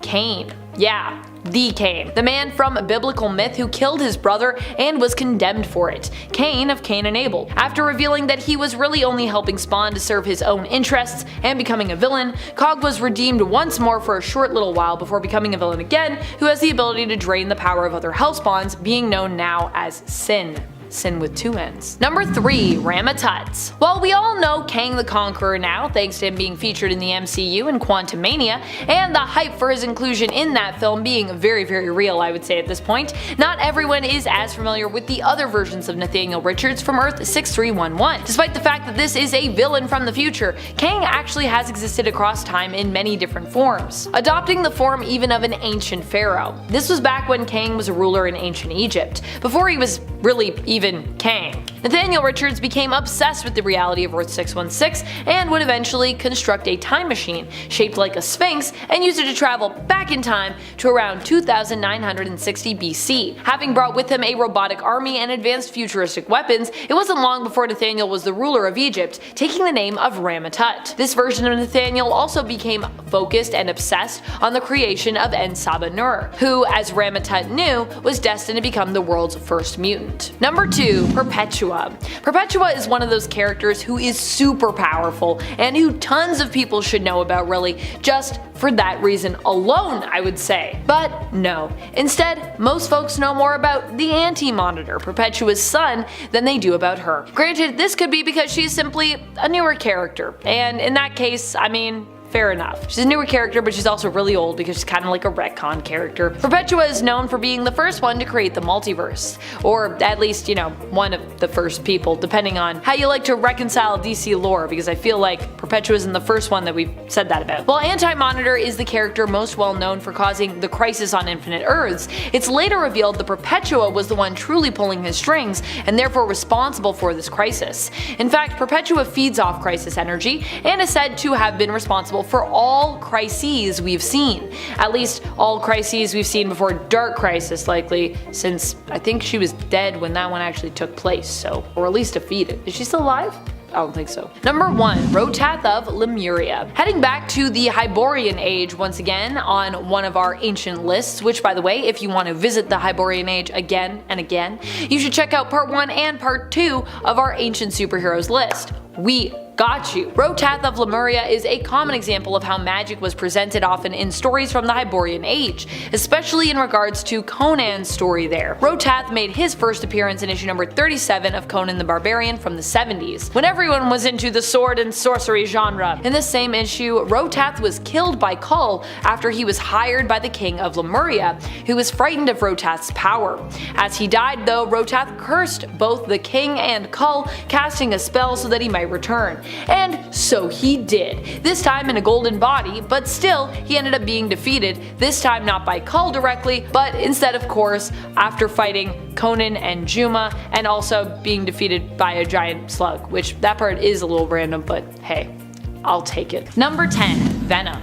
Venom would technically make its first appearance in issue 252 of volume 1 of the Amazing Spider-Man series, but it wouldn't be until almost 50 issues later in issue 299 that the suit would develop a mind of its own, or well, bind its own mind with that of Eddie Brock's mind, and be introduced to us again as Venom. Once Eddie had got his hands on the suit, he began to plot sweet revenge on Peter Parker. But during his first appearance, Peter, who was also rocking a black and white suit at the time, albeit not the symbiote one, I know, confusing, was not at home, so instead Venom ran into MJ in her and Peter's apartment, scaring her senseless. Eddie would go on to terrorize Peter, but the two would at times reluctantly team up to take on even bigger bads, as despite being kind of a bad guy, Eddie had sort of a moral code. He definitely didn't like to kill innocent civilians and tried to avoid that when possible, though also he sometimes did that. The two teamed up to take on villains like Carnage, and eventually Eddie would become a hero in his own right. He's probably got one of the best story arcs in comics because of his gradual transformation since his introduction as Venom in '88, from complete villain to, well, complete anti-hero. Maybe even like full-on hero now. I don't know. What do you guys think? Is Venom a full hero yet? Can we go there? Number 9. Helena Wayne as Huntress. Before Helena Bertinelli was Huntress, we had Helena Wayne. Helena Wayne was the daughter of Bruce Wayne and Selina Kyle, Batman and Catwoman respectively. Although she didn't come from a crime family, she was still heavily trained by her parents, and eventually took up the mantle Huntress as a vigilante.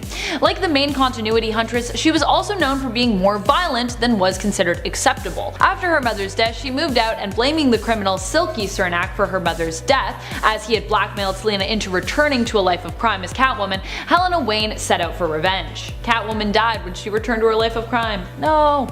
Mom, why? Number 8. John Constantine. Constantine made his first appearance in Swamp Thing Volume 2, issue 37. He is known as an occult detective from England who likes to do things his own way. He's somewhat violent and reckless, with somewhat of a disregard for the smaller things. To John, sometimes you have to break a few eggs or sacrifice a few souls to make an omelet. And as long as it's for the greater good, he's sometimes fine with that. In his own series Hellblazer, which started in 1988 and ran for over 300 issues, the original tone of the series was quite dark, because the series also came out as part of DC's Vertigo line, which was known for being one of the darkest imprints that DC ever had. Of course, sadly, Vertigo is no more, but in its place we now have the stunning DC Black Label, so I guess it's fine. Just kidding. DC Black Label's really awesome. But still, can't we have both? Can't we have both DC? Number 7. V. V comes to us from Alan Moore and David Lloyd's series V for Vendetta. He's a mysterious character who is also known as Patient Number 5, who is said to be one of the many victims of abuse in a resettlement camp run by the fascist and villainous Norsefire ruled government. It is believed that V was a test subject at the camp who escaped. He then adopted the mantle V and began to work on building an anarchistic uprising to topple the oppressive regime. His methods were meant to appear morally ambiguous so that readers could decide how to see him, as a hero or as a madman. V made his first appearance in the series Warrior in issue number 1. Also, if you haven't checked out that little story that he's in Warrior, V for Vendetta, it's really great. Just saying.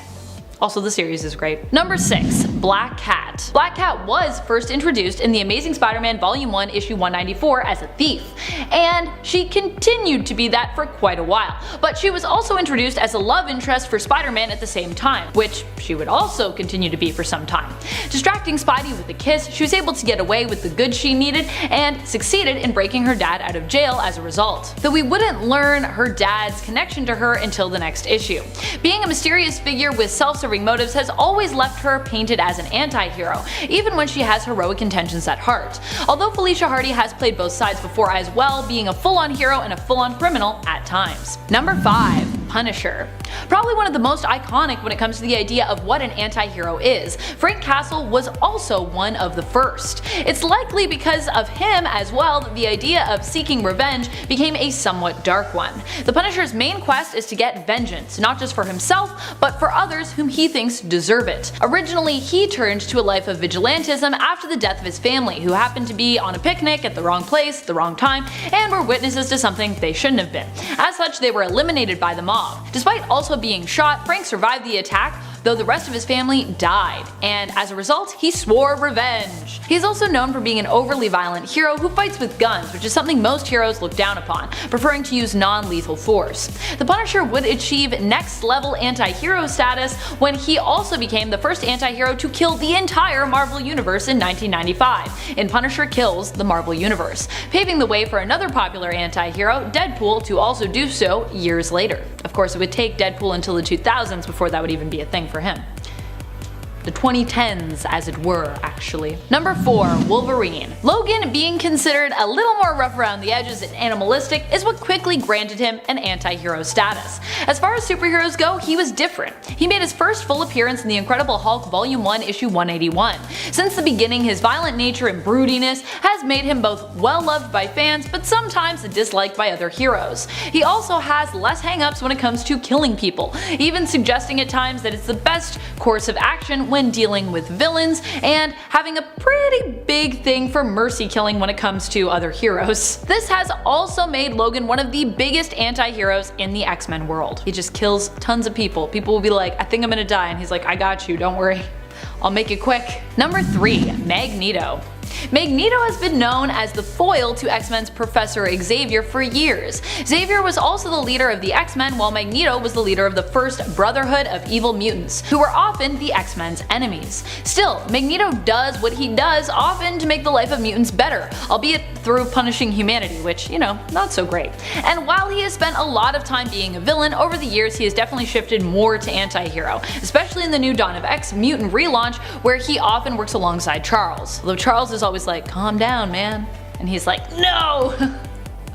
I will slightly overreact, because I'm Magneto, and that's what I do. Number 2. Catwoman. Catwoman has always operated more on the edge of what's right and wrong since her introduction, which is part of the huge appeal when it comes to her, and has been part of a huge problem in regards to her on and off again relationship with Batman. Though Batman wasn't really a saint either when it came to his early days, but anyways. When Catwoman first appeared in Batman Volume 1, Issue Number 1, it was as a jewel thief, and Batman at the time was engaged to a woman named Julie. Still, he was tempted to join her and become her king of crime, but when he refused her, she managed to escape his clutches, sneaking away. Batman really hoped that he'd run into her again, despite her criminal tendencies, and despite the fact that he was engaged, and his wish would eventually be granted. Catwoman would even team up with Batman and join him in his acts of heroism, though originally it would often be for her own motives alone, but she became more of a hero as time went on. Number 1. Namor. Namor is an interesting one. When he first debuted in Motion Picture Funnies Weekly, it was as a young prince attacking land dwellers, seeking revenge for his people. He would then go on to join the fight in World War II, fighting against Nazis with heroes such as Captain America.